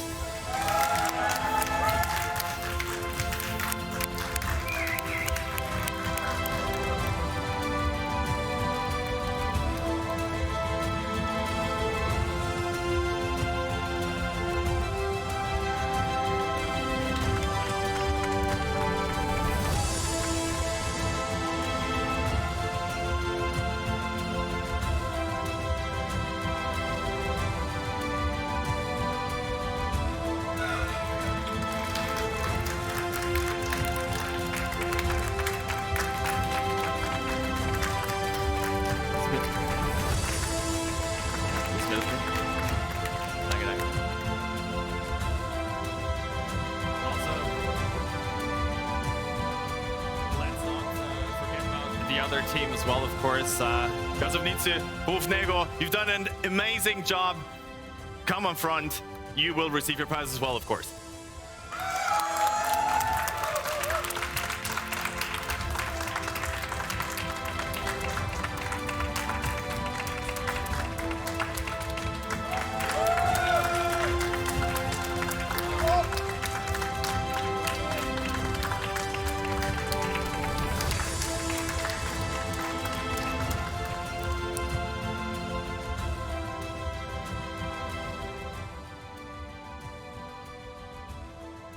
Right, thank you very much. I will have to ask you to leave right now, however, because I want to take a quick interview with the winners. So let's start with the bot lane. Come up front. We'll have a little chat. Nah, yeah, you can do that.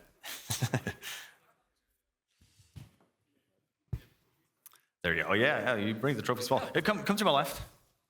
One of you guys. Yeah, that's a lot easier right now. I'll start with you, Greg. First of all, how's it having a trophy this size in your hands right now? Pretty cool. Don't know what to say. What was the series like in your eyes? Like, you guys, I mean, you were chilling in bot lane. Yeah. What was it like to play against the EUNE representatives? It was kind of adapting for us, because in the first game, on second, we played more like Enchanter bot lane, and we just poked and scaled. But after that, we just picked Engage, and so it was, in the end, easier for us because it's more fitting place for us. And it was actually nice to play against them. Yeah, I mean, we've seen that you starting out the 2 center games and then realized, let's not do that anymore. How was it for you? Yeah, I mean, we kind of like in the series figured out how we want to play the game.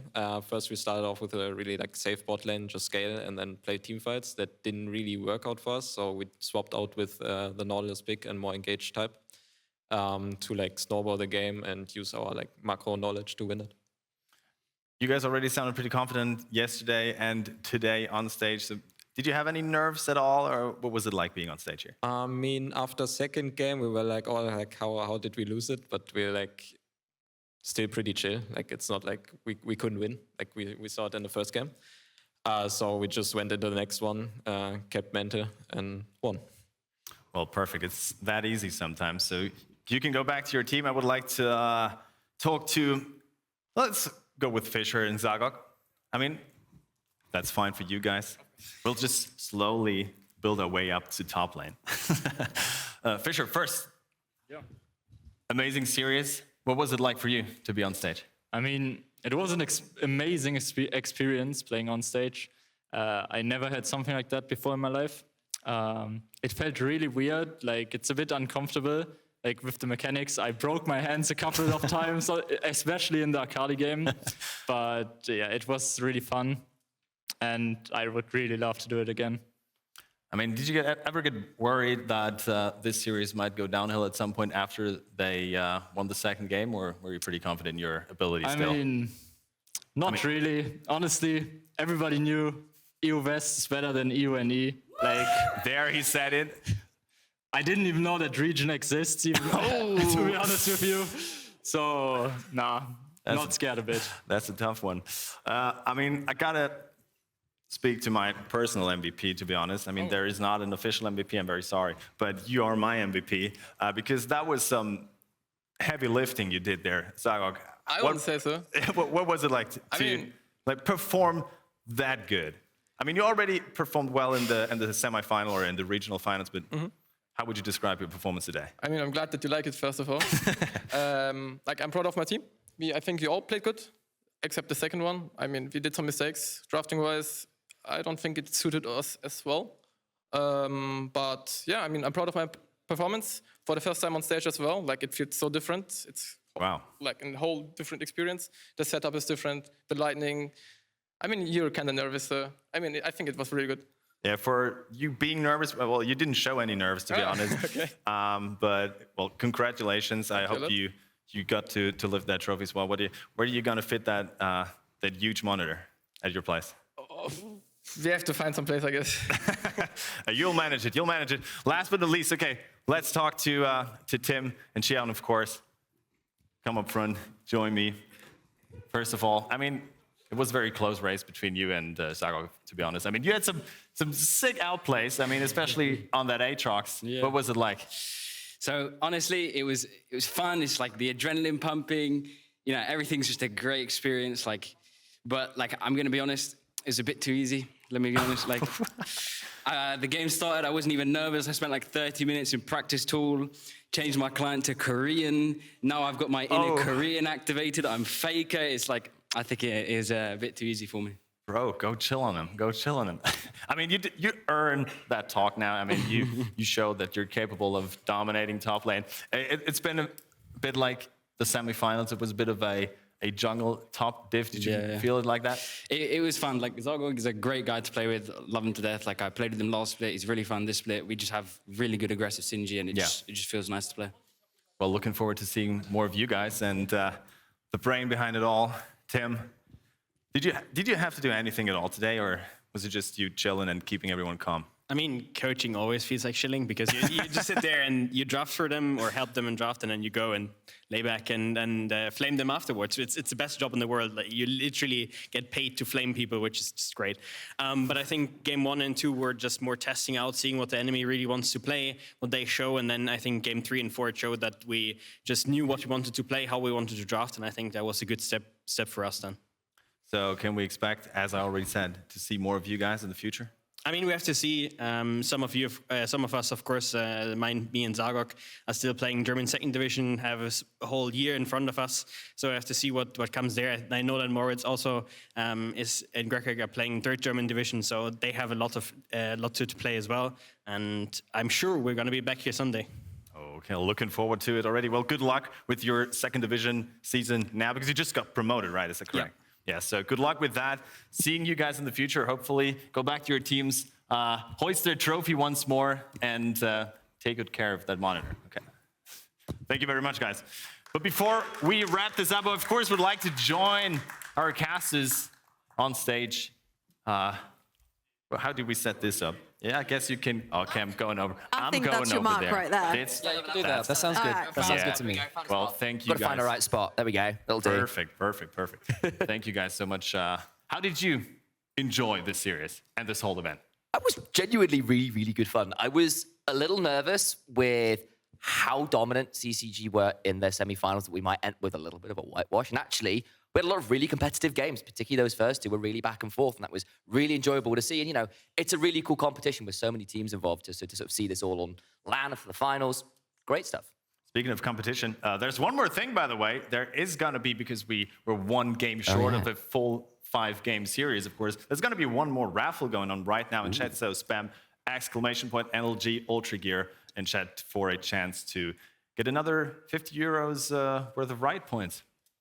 That sounds like something I would take. Like I said, it just goes towards the Ari skin fund. Although I can't buy any. But like now you guys have put me in the middle here. I don't have access to my phone, so I can't spam in the chat. Oh no! Well, that is true. Well, you were already taking away all. Yeah, he tried. Yeah. Not as he only tried, he succeeded. They had to re-raffle. Yeah, let's not talk about that. So how did you guys like it? Has it exceeded your expectations, the way they performed on stage for a team that has basically never played on a stage like that? Yeah, because this is the culmination of a very special kind of event. I think that in League of Legends, it's quite easy to forget, but we actually have a great community. We flame each other a lot, we get salty a lot, we lose some 1v1s and we don't talk about them. But this is the kind of event which is really cool to see, kind of like crowned on this kind of stage in the right atmosphere with teams who are getting new experiences.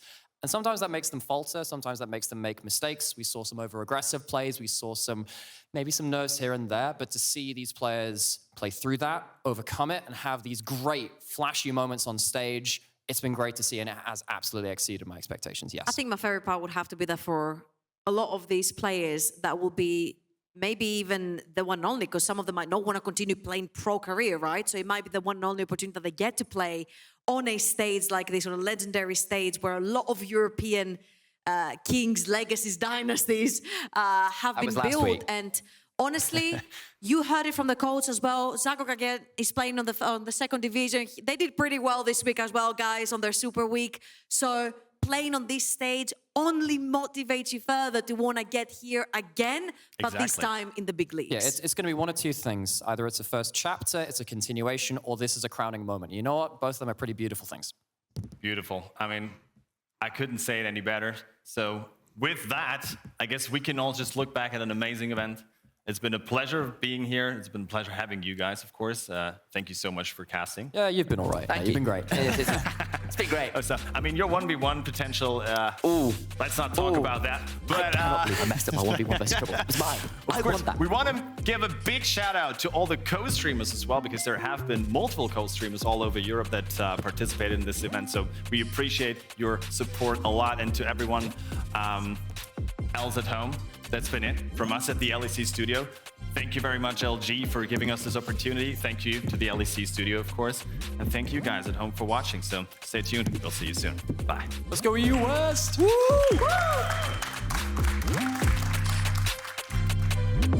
Big flash, ignites, ticking. No! No!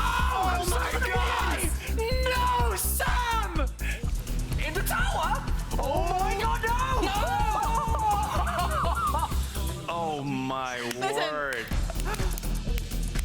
There we have it. Alex. How does it feel to be a loser?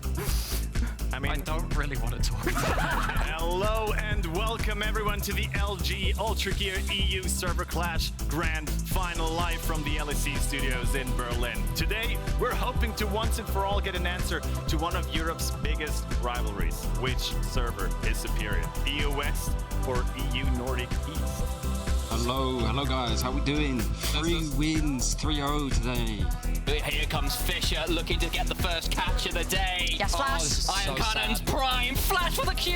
We'll get it as this here follows up. Tim, Dawning Shadow come through. Flash forward onto mine, trying to get him dead. But he's just going to run away. He knows it's a Doom one. The tower shots. Gets him 1 for 1. He did it, Sam. It's still... I hate you so much. We will always want to commit on one side, okay? Yeah, can we commit on one again? You know, yeah, go on. Sand. I'm buying time. I'm on the way. I got it. Good job. We fight this. Go on Rek'Sai, kill Rek'Sai. I'm fine. You can get onto your target pretty freely. The rat is going to be locked in for the bot lane as well. Really love that here. I was hiding. Wukong here. He has ult. He will ult you. I can got. Okay. Wukong na W. Nice. Oi, Moritz. Good job. Moritz smäller but nice. Easy. The bot lane of CC2 right here picking something that they're very comfortable with, more aggressive. Trying to take down the Aether top lane as well. Trying to turn this one around. Flash up a barrier. Flash forward.